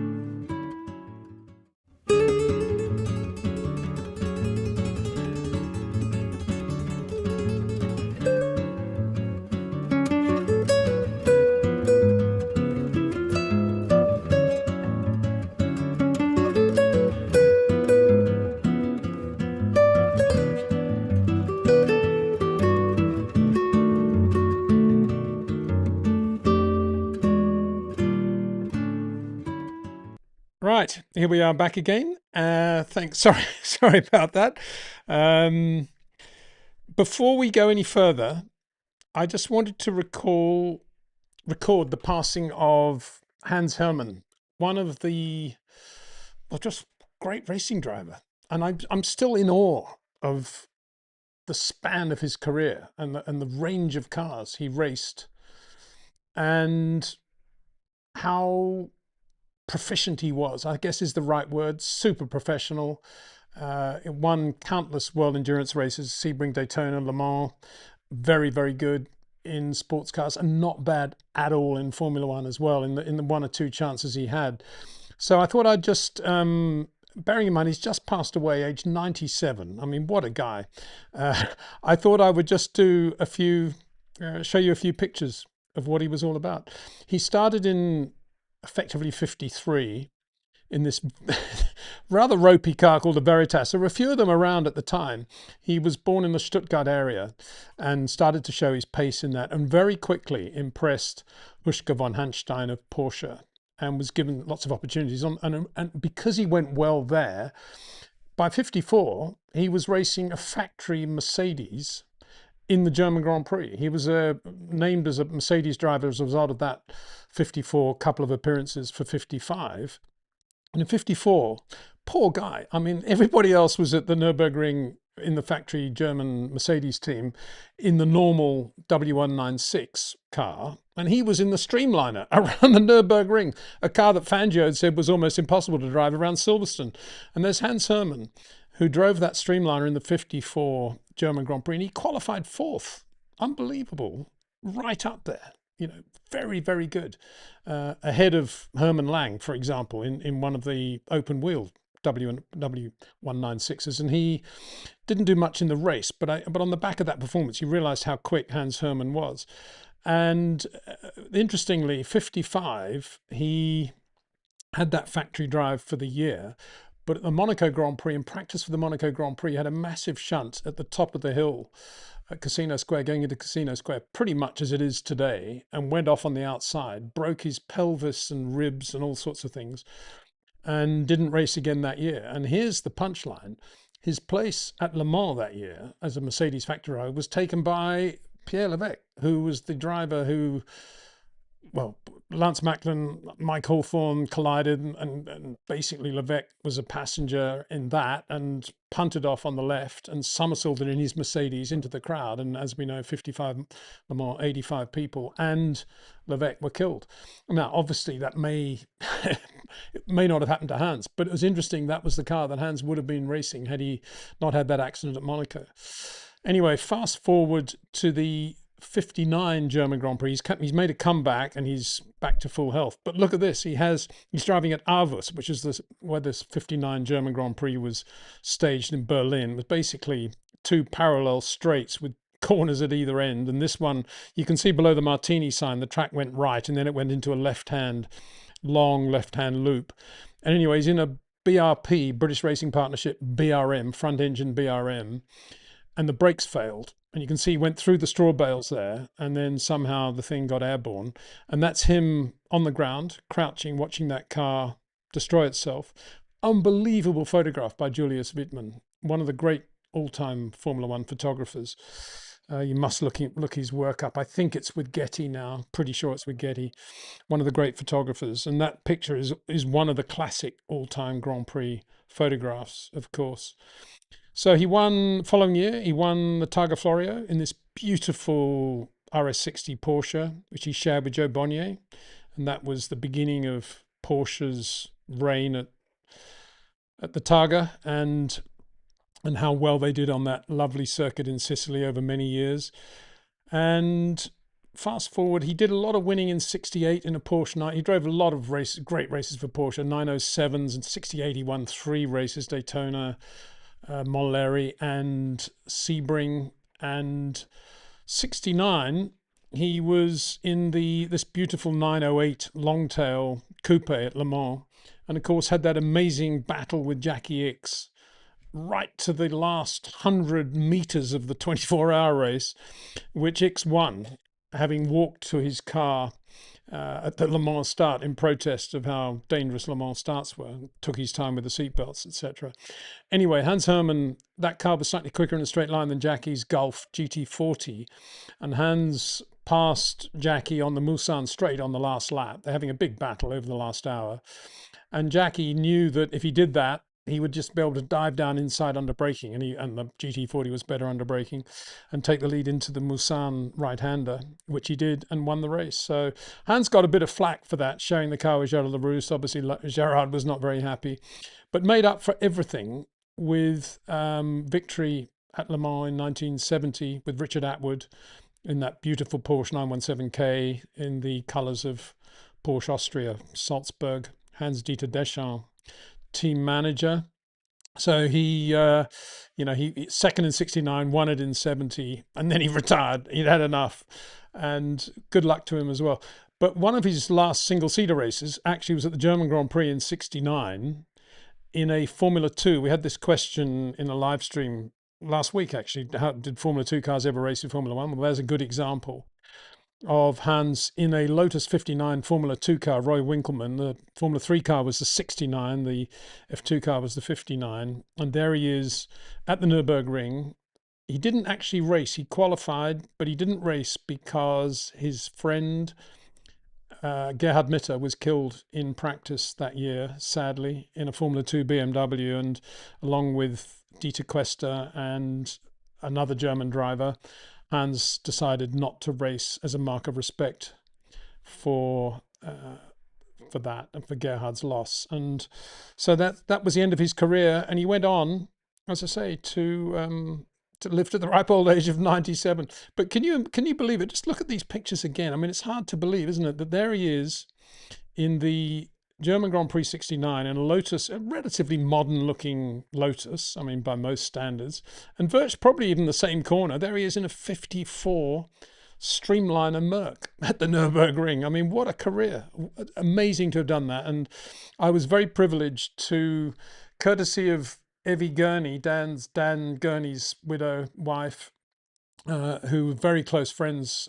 The Gurneys were very close friends with Hans and his family, because basically Evie's from that part of Germany as well, and Dan obviously knew Stuttgart and Solitude very well. And through them, I did actually have a very brief conversation with Hans before he passed away, just at the end of last year. So thank you, Evie, for arranging that. And Hans, thank you for all your contribution to motorsport. One other thing, this is apropos nothing at all, but I rang Rob Wilson the other day just to say hi, as one does. And he was at Bedford doing a day with a driver, and it's always a bit embarrassing when I ring him and he's doing a day with the driver, because I never know if the driver can hear what I'm saying to Rob or whatever. And if he's on, Rob doesn't have a speakerphone, but he can for sure listen in on the mobile phone if they're in the car. And the first thing Rob said was, I'm coaching a very good driver right now. He's just set pole position. I said, what do you mean by pole? You mean the sort of Kimi Räikkönen pole, the only guy to go quicker than Rob Wilson over a coned lap? And he said, yeah, he's just beaten me by a tenth. I'm going to have to go out in a minute and sort it out. He said, no, but then he said, but this guy's really good. Incredible coordination, heel and towing, general feel for the car, just really, really good. I said, well, who's it? He said, oh, it's Chase Briscoe, the NASCAR driver. And in my ignorance, I said, no relation to Ryan Briscoe. No relation to Ryan Briscoe. He's really good. And he is, I've been looking up his CV. He's very good. So I'm going to start watching NASCAR and start watching Chase this year. He's been in the Chase. He was right in end of last year. He was very, very good last year. So this guy, Rob Wilson, says Chase has got amazing hand-foot coordination and general feel for the car and the surface of the road. Really, really quick driver. So I thought I'd pass that on. Rob's usually not wrong about anything. And Chase Briscoe, there you go. Right. Let's get to some more questions and comments. If I can find the dreaded box. I suppose I can end the Zoom call now, can't I? I'm just going through all the different layers of stuff to get to. What's happened to the chat box now? Doesn't seem to be going at all. Where is it? Where am I going? Live streaming. Okay, I've got to do the pop-out chat again. 1 second. Keeps it's already collapsed once, and I presume it's still going to do it again. I'm wondering whether this is the first time, as you probably know, viewers of this show, regular viewers will know I've actually done a full-on Zoom live interview, and I'm just wondering whether it's overloaded everything. I hope not, because I've just spent a fortune on this computer. It's pretty high spec as well, he says with a smile. Let's see what's happening here. Stephen comes up with probably the most intelligent comment of the evening, saying, "Wouldn't it be funny if I'd said Nick Yellerly was in a yellow Porsche?" Yeah. But speaking of yellow Porsches, I'm not sure I showed you that one, did I? I don't know if I got it. Maybe it's not there. But interestingly, Hans Hermann raced a 9083 at the Nürburgring in '70, and it was yellow. I didn't know it was yellow till I did some research. It was the Porsche Austria car, but for that race, it was yellow. Really nice car. Yellow 9083. Beautiful. Tartusian says, great to hear Robin Frins mentioned. He truly should have gotten a go. Amazing in the original DTM too. Yeah. He was very quick driver. I was always impressed with Robin Frins. I've been delivered. This has been delivered. Beautiful Colombian arepa. Can I eat it in front of you guys? Have the odd mouthful? I'm getting quite hungry. What time is it? 8:30 here in Spain. This is only, I think you only get these in Colombia, don't you? Arepas like this. Very good. Next one. Montreal 2001 says, apart from your great self, well, I'm not great, but anyway, thank you for mentioning who's worth listening to, the commentary and journalism. I have great respect for Martin Brundle, but a lot of others talk some serious nonsense. Well, I'm not going to comment on that, apart from saying, of course, Martin knows what he's talking about. He's good. So good. We've done that Toyota one. Turn to the floor. David Brown says, not allowing journalists and cameras to the Barcelona test is very bad public relations by F1. I think that's the case. I would agree with that. Luke the Truth, thank you, Peter and Scarbs. Well, thank you, Scarbs, is what I would say. Aldo Costa works for Dallara. Yes, I thought he did. Right. Didn't answer this one. Scarbs didn't. Hi, Peter and Craig. We've seen quick times of Mercedes today. Unofficial looks like it's 1.52 seconds behind 2025 race record time. Do we expect this year's new regulation cars are faster than 25? I think they will be, won't they? With all that aero stuff and the top speed and the power and the push to pass. Well, they're 400 kilometers an hour. Certainly on fast circuits, they're going to be quicker. Around Monaco, maybe not.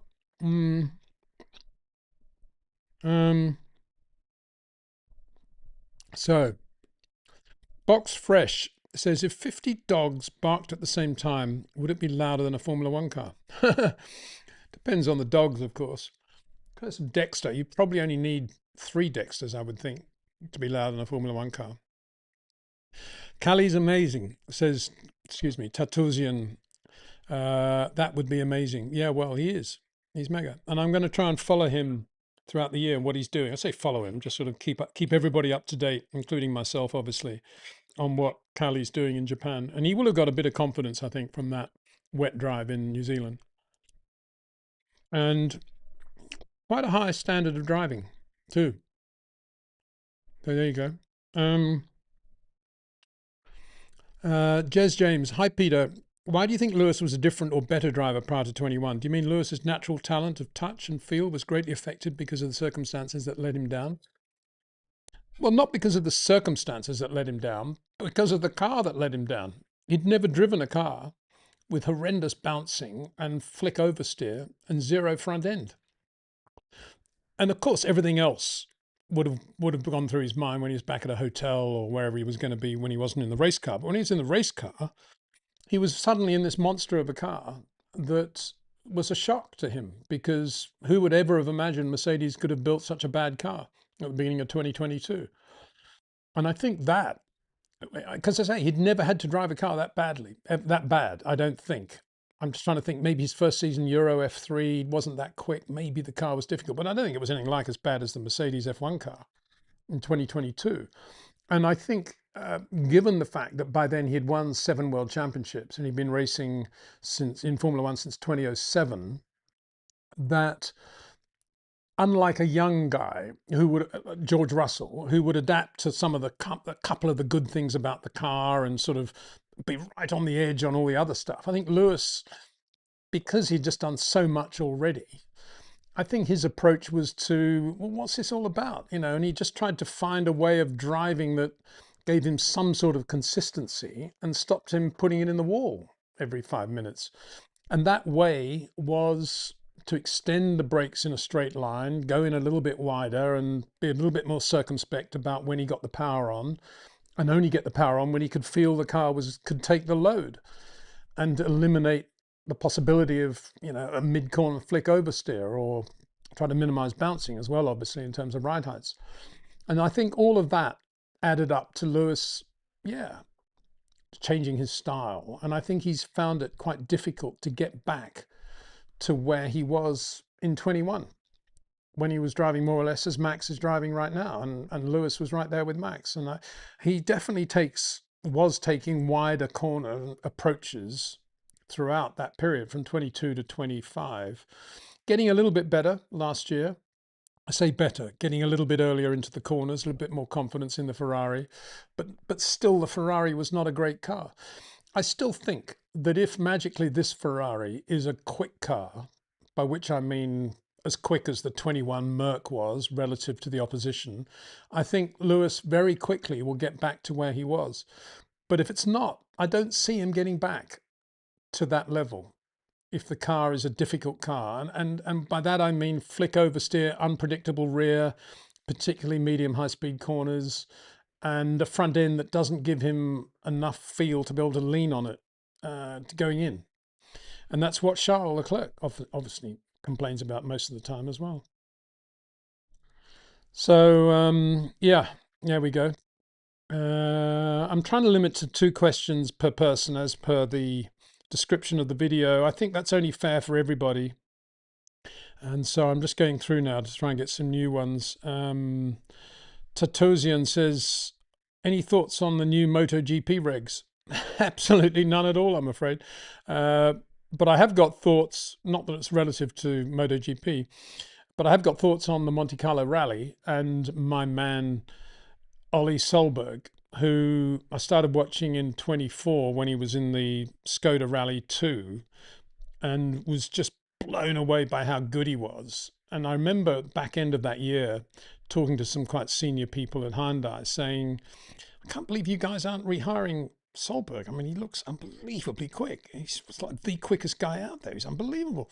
And they said, oh, no, never. And his dad, Petter, was always in the way and telling everything was annoying with him. No way. I just thought, well, there's an opportunity gone. So I've remained obviously a Solberg fan throughout all of this. And last year, lo and behold, he easily blitzed the Rally 2 championship, driving a Toyota Rally 2 GR Yaris, and got that one-off Rally 1 drive in Estonia. So I headed up to Estonia to watch him, and he duly won, as predicted. And now he's got his full-time Rally 1 drive with Toyota. And guess what happened in Monte Carlo? He absolutely destroyed everybody. And yes, the Hyundais were useless and were off the pace and never there. But for him to beat Ogier, Elfyn Evans in the way he did was just outstanding. And I'm just going to play a short video now, because you'll see quite early on in the video, you'll see Ollie runs wide at a hairpin, goes into a snow thing and stops almost, and then continues. I don't think it was that one, but there was one stage on the first day when he went off and he lost about, I don't know, a minute, and he still won the stage by 40 seconds. I mean, I don't know what the rest of them were doing, but I guess it's just how good Ollie Solberg is. He's just fabulous. Anyway, here's this Monte Carlo Rally video. It's very short, courtesy of Red Bull. Thanks to them. Enjoy. The 2026 WRC season, underway in spectacular and dramatic fashion at the infamous Rally Monte Carlo. Cool end to proceedings for M Sport youngster Josh McAlean, caught out by the wintry conditions in the penultimate stage.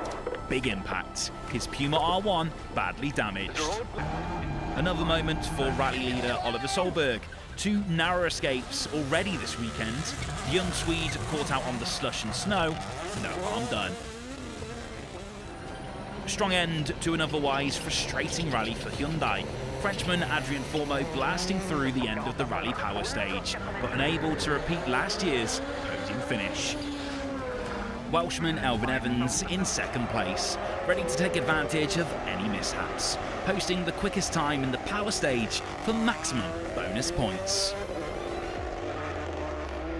Sebastian Ogier came here as the man to beat. Monte Carlo his favourite event.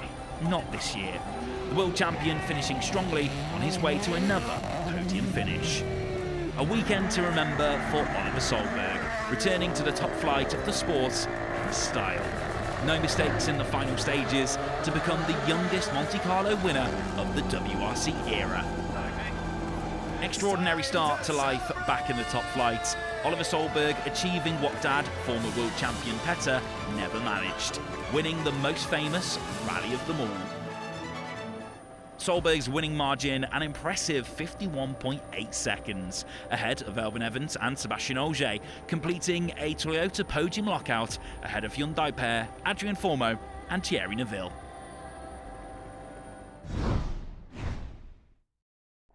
Ollie Solberg, what a star. Of course, he's 69 now. And yeah, just a great guy as well. And his dad, Petter, who went to Rob Wilson a few times as well. And Elliot Edmondson, another star. I've got a short out with Elliot that I did in Estonia. Top man, lives at Silverstone, just a normal guy. Just can't believe, I guess, you know, he's just there right in the middle of the entire WRC world, isn't he? Have I got any other pictures here that I haven't... excuse me, haven't shown? I think we've gone through them all now. We've done all the rally stuff, so that's good. Right, on with more questions.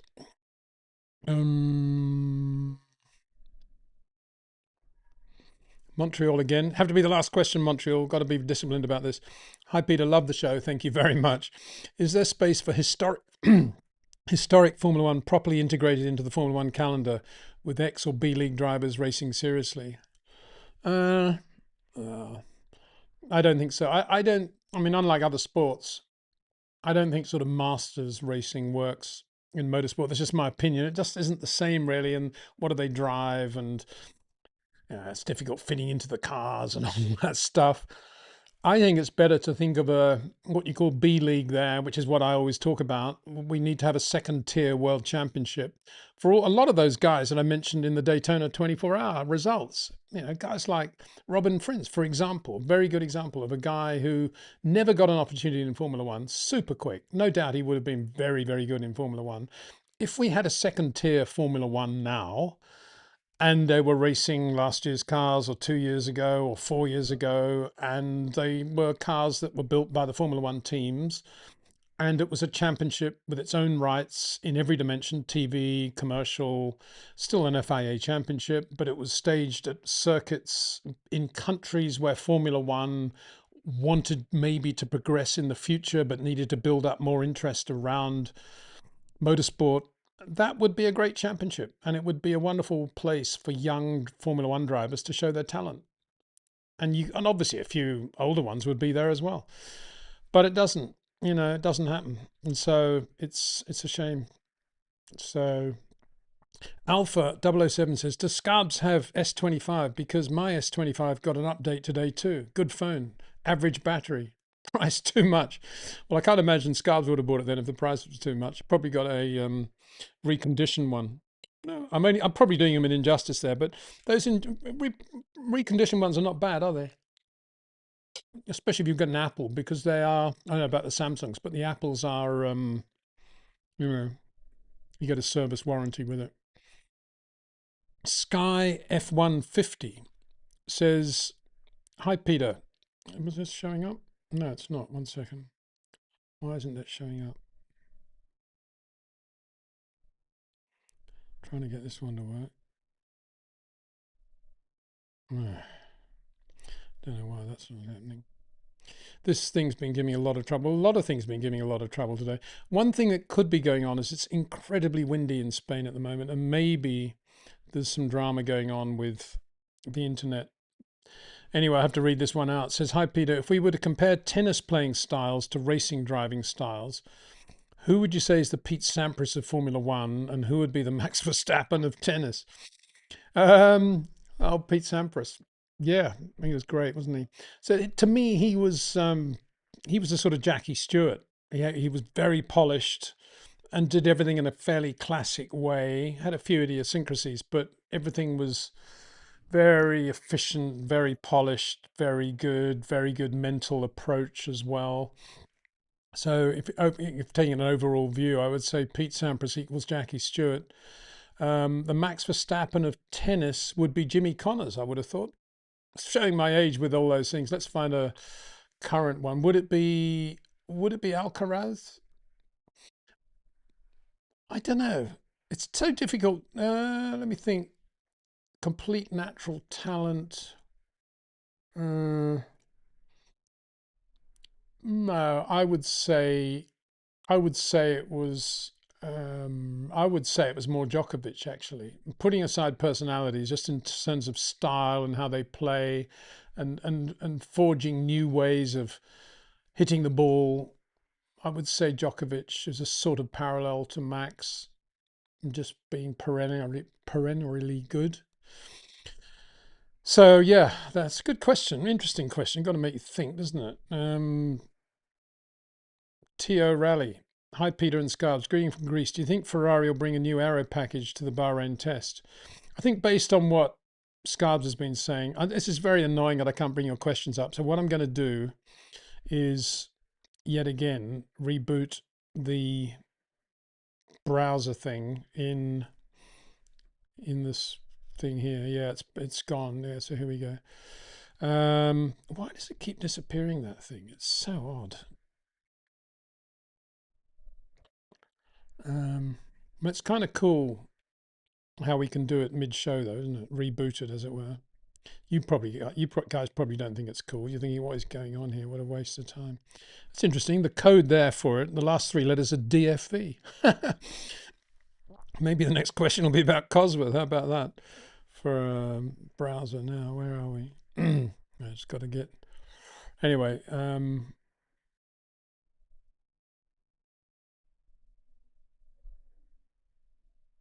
So I was just looking at a super chat then. I don't know anything about this, what this is all about, but anyway, putting it up from Mac 790. Hi Peter, hope the rumours regarding Schumacher are true. I know you're one of the few journalists that never vilified the man. He's greatly missed. Well, you're saying you hope it's true, which suggests that maybe there's some relatively good news about Michael. Have I missed that? Let me just Google that one.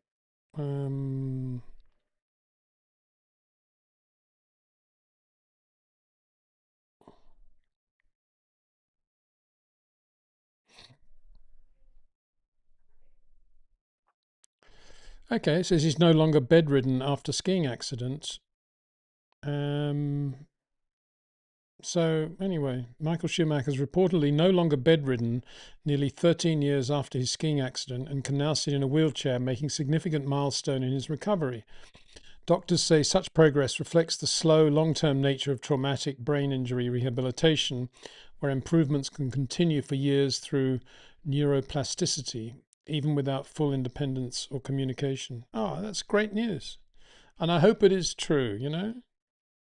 I think we all do. I mean, I don't think a day has gone by since the accident when I haven't thought about Michael and how, A, we should never forget him, and B, wondering about how he is and if he can make any recovery. And I was only thinking about Mick today and how poor Mick's career's kind of faded away. But yeah, I just hope that's true. That's wonderful news if it is. Wonderful news, Michael. Yeah, I mean, it was impossible for me. I mean, I don't know what other journalists or people thought. It was impossible not to respect and like the guy and I just wanted to know as much about Michael as I could. You know, I didn't get to know him very well at all, but I just was in awe of everything he did. So let's have a look at some others. Not too much longer to go. Luke the Truth. Yeah, Luke the Truth. Too many questions, Luke. It's getting, it's difficult for me because I know how much everybody wants to ask questions, and I really appreciate it. I just don't want people to, to get a bit too edgy because they're not getting their questions heard. Let's have a look.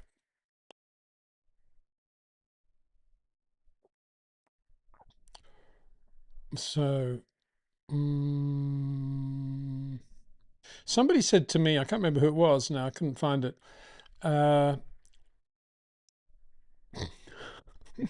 This was this is a really important question. This was the popcorn I put up during the break. And he says, dancing hamburgers and hot dogs next. Let's all go to the lobby. Well, yeah, absolutely. There you go. Yeah, I'm talking about Hans Hermann. There you go. It wasn't even the one with the brake failure at Avos. There he was indeed. There you got that picture. Julian Weissman's picture. Great Mercedes team of the 50s he was. John Fitch too. Yeah, John Fitch won the TT, didn't he, I think, in Ireland. Yeah, I spoke to John Fitch too. Got to meet him at Lime Rock. I was there with Sam Posey one day. Sam was thrashing around in an M5, and there was John Fitch. Couldn't believe it. Shook his hand, said hi. Great bloke, very intelligent, much more intelligent than me. I didn't know what to say to him really. Jackson Rodriguez. Hi, Peter. Do you think if asked, Max will be able to explain how he takes different corners and drives so fast? Or is it just his instincts that he cannot put into words? The latter. I don't think Max really thinks. I don't think any great driver does that they actually drive very differently from anybody else. They just think they're quicker and they do it better. But they don't actually... I mean, why would Max spend a lot of time working out how Yuki Tsunoda actually drives, or Liam Lawson drives, or indeed Isaac Hadjar drives? He's focused 100% on what he does. And I mean, and Jim Clark said he used to notice that he got into the corners a bit earlier than the other drivers usually. That was about as far as it went, but he didn't really analyze what they were doing. He just got on with his own thing. So I don't think he really is aware of it. I think he just thinks, what are they all doing? Right, where are we going? It's going to have to... I'm just coming through a few questions here of people I'm going to have to block because they're saying very rude things or swearing, one of the two, neither of which... all of which you can do in some other place, but not on my channel. Thank you very much. So there's another one I'm going to block. Good. Where are we? Okay, our reptiles are in all Latin America. Okay, well, my wife needs to take some sort of punishment for that then, because she said, no, but I'm not sure they're like this. So this is the Colombian style, okay? That's the difference. That's what my wife tells me. And I'm happy to believe her because it's delicious. Very good. This next one's a good question. Zavish Dugar, we had you before, but I'm going to ask you, this is a good question. Hi, Peter. It took Red Bull 3 years to be a championship contending team with Adrian. Why do you think Aston can do it in 1 year? Well, because it's not 1 year. He's had 1 year to do the car, don't forget. And in the case of Adrian going to Red Bull, it was, he went to Red Bull and then they basically ran the other car for a year. And at that point, Adrian was then getting good people around him, the Rob Marshalls of this world, the Pete Prods, and he was putting together his team. And Red Bull itself wasn't as good a team as it would become, partly because of Adrian, partly because of the way Christian put into action a lot of what Adrian wanted to do. And Christian had his own ideas as well, which were not bad. With Aston Martin, it's very different. The team is a very good team. We know that. It's a very good team. There's nothing wrong with that team. Very good driver as well. And you could argue maybe right back in the early first year at Red Bull, Adrian it wasn't quite the sort of Max Verstappen lineup, was it? No offense there to DC, but he's not Max. And anyway, moving on to Aston Martin, I do think that he's with a year, and it's new regulations, so it's sort of clean sheet of paper. He's got the same build up to this car time frame as everybody else. So I don't see why he wouldn't. If he will build the car that he wants to build, and I don't think it'll be any sort of compromise because it's only his second year at Aston Martin. I think it'll be as good a car as Adrian can do. That's why I think it'll be a very good car. And I don't think there's any parallel with when he first went to Red Bull, or Jaguar as it was. Well, Red Bull as it became. So there we go. What else have we got here? Damien Schutten says, you often say the strength of a Charles and Max is to take rear wing out of the car and deal with it in the corners. Is this strength nullified by the active aero since you can switch mid-race now? I haven't said that's what they do. What I've said is that all they need in order to do what they do is a proper front end. And more than most drivers, when they've got a front end, they can pretty much make the car work. Obviously, they would love to have a great back end as well. But if they got to live with flick oversteer or poor traction as a result of having a great front end, they can do it and they can put the lap together. That's the difference. It's not just, they want to run as little rear wing as possible. And you make a good point, and I've thought about this a lot already. If they're taking a lot of wing out of the car now for everybody, is that going to give them more advantage or less? I think actually it's probably going to give them more advantage, because they're going to be able to deal. There are going to be moments when, if you can hold the DRS open a little bit longer, or get it flat a little bit sooner, you're going to get a big advantage. The guys that are going to be able to do that well are going to be Max and Charles, and possibly Hajar, and possibly George, and maybe Oscar. I'm not sure Lando, but I think Oscar. Yeah, I think on balance, I think the new regs probably will work for Max and Charles and those guys. So Luke says, Luke the truth, no secret Mercedes is hunting Max. Yeah, well, so Ferrari and so McLaren. But anyway, there you go. But if Red Bull is like 3/10 slower than Mercedes, I think Red Bull can play this game of next year we have a supercar to keep hold of Max, where Red Bull is aiming. Well, I don't think they'll ever deliberately not have the best car they can possibly have. And it could well be that the Mercedes is the better car. But for Max to leave Red Bull to go to Mercedes, the Red Bull's got to be pretty bad, I think. And because does he want to go to Mercedes with George Russell in the other car, having, presumably, if it's that good, he's just won the world championship?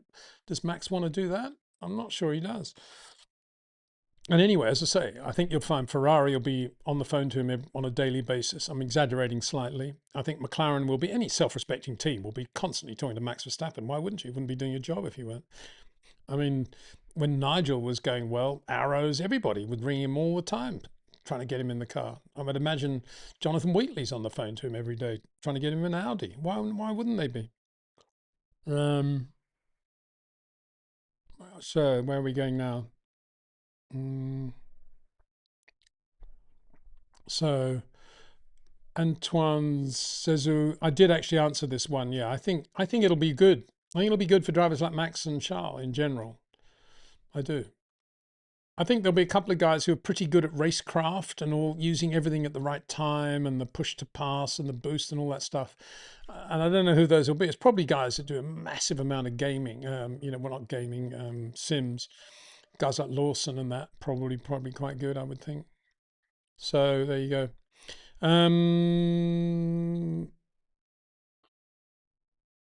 So I don't know. We've got a few more questions. Tom K 7616. Hi Peter, I haven't heard the name Felipe Massa in a while. Do you believe he declined after his accident with the debris hitting his helmet? Just how fast was he before that? Well, you know, got to say, on his day, he was as quick as Michael, and he beat Michael a few times, notably Turkey. I mean, he was always unbelievably quick in Turkey, wasn't he? But he was good everywhere for a while. I mean, '08, he was really good.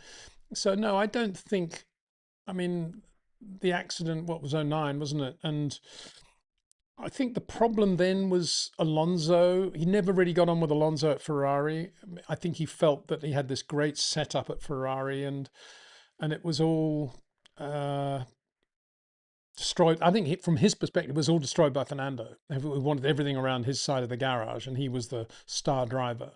Whereas Michael never made Felipe feel that way, and they worked pretty much in harmony. And I think Felipe lost a lot of feel for the racing life as a result of that, actually, to be honest. But I think he was quick. And I think he was Carlos Sainz quick. And I think he drove quite like Carlos Sainz as well. Rotten Steam says, make this the last question, I think. Why was Nigel so much faster than Patrese in the 14B? As you're an insider, what did the data say? Well, he was just, he just was unafraid. That's the wrong word. He had enough feel for the car, for what it was going to do if he went over this bump with his foot flat on the throttle, through his conversation with Patrick and general feel for the car anyway. He just knew that he would have even more downforce probably, whereas Ricciardo would just give it the slight lift. Being a sort of classic racing driver, quite wide late turn in, and you know, just a classic racing driver really, Carlos Sainz. And whereas Nigel was short corners, very, very supple, incredible feel for the car. I mean, basically a faster racing driver than Riccardo Patrese in every dimension. And there were a couple of moments in '91 where Ricciardo looked very good, but they were usually when Nigel had a lot of problems with electronics, didn't get many laps in, wasn't happy with this, happy with that. But when the car was running, there was no comparison really. And he was a perfect teammate for Nigel in that. He would have, Riccardo Patrese at his peak would have been a perfect teammate to Max Verstappen, for example. And probably better than Sergio Perez, I think. Certainly better with the front end than Sergio Perez. Maybe not quite as good as on the rear. But yeah, very good. But there was no comparison between the two when they were in good cars. When both cars were running, Nigel was the guy. He was super quick. So, oh, and Jay said, hi, Peter, I've sent you my model for comparing all 76 seasons. Hope you've received it well. I haven't received it yet, but I haven't gone through the email that is in the description recently. I must do that. Sorry. I've been absolutely flat out this week preparing for this Scarbs live stream, which was going to be absolutely perfect with no issues at all. Hope you've received it well. Which season was better in your eyes? Amon 72 or Verstappen 25? Which season was better in your eyes? Amon 72 when he was, what was Amon in the Matra? Okay. And leading, should have won the French Grand Prix in the MS 120C Matra, or Max in 25. Well, I think the Matra was a better car in 72 than the Red Bull generally was over a year in 25. But having said that, Chris was, you never really knew, because it was the only car. It was a one-car entry. And so you never really had a feel for how good or bad the Matra was. Chris was always quick. And he was, I mean, that French Grand Prix at Clermont, I was lucky to be there. It was one of the fastest, most impressive things I've ever seen. It was standing on one of the banks on the fast corners after the start, watching Chris Amon in the Matra V12. And I've got to say, probably the best sound I've ever heard in Formula One as well. Just unbelievable revs, and Chris's gear changing and his positive throttle application, just awe-inspiring. Unbelievable. So, yeah, Amon 72. Thanks for mentioning that. You know, I've got great memories of that. Anyway, thank you, everybody, and particularly Rottenstam who's put that up. But thank you very much, Rottensteam, sorry, for taking part today. And I know Scarb's already sent a message saying, I'm really sorry about the phone. Don't worry, we all live and learn. I didn't even know he was on a phone. I assumed he was on a laptop, plugged in. But, you know, it was a pretty good image, actually, bearing in mind he was on a phone, wasn't it? Amazing, really, if you think about it.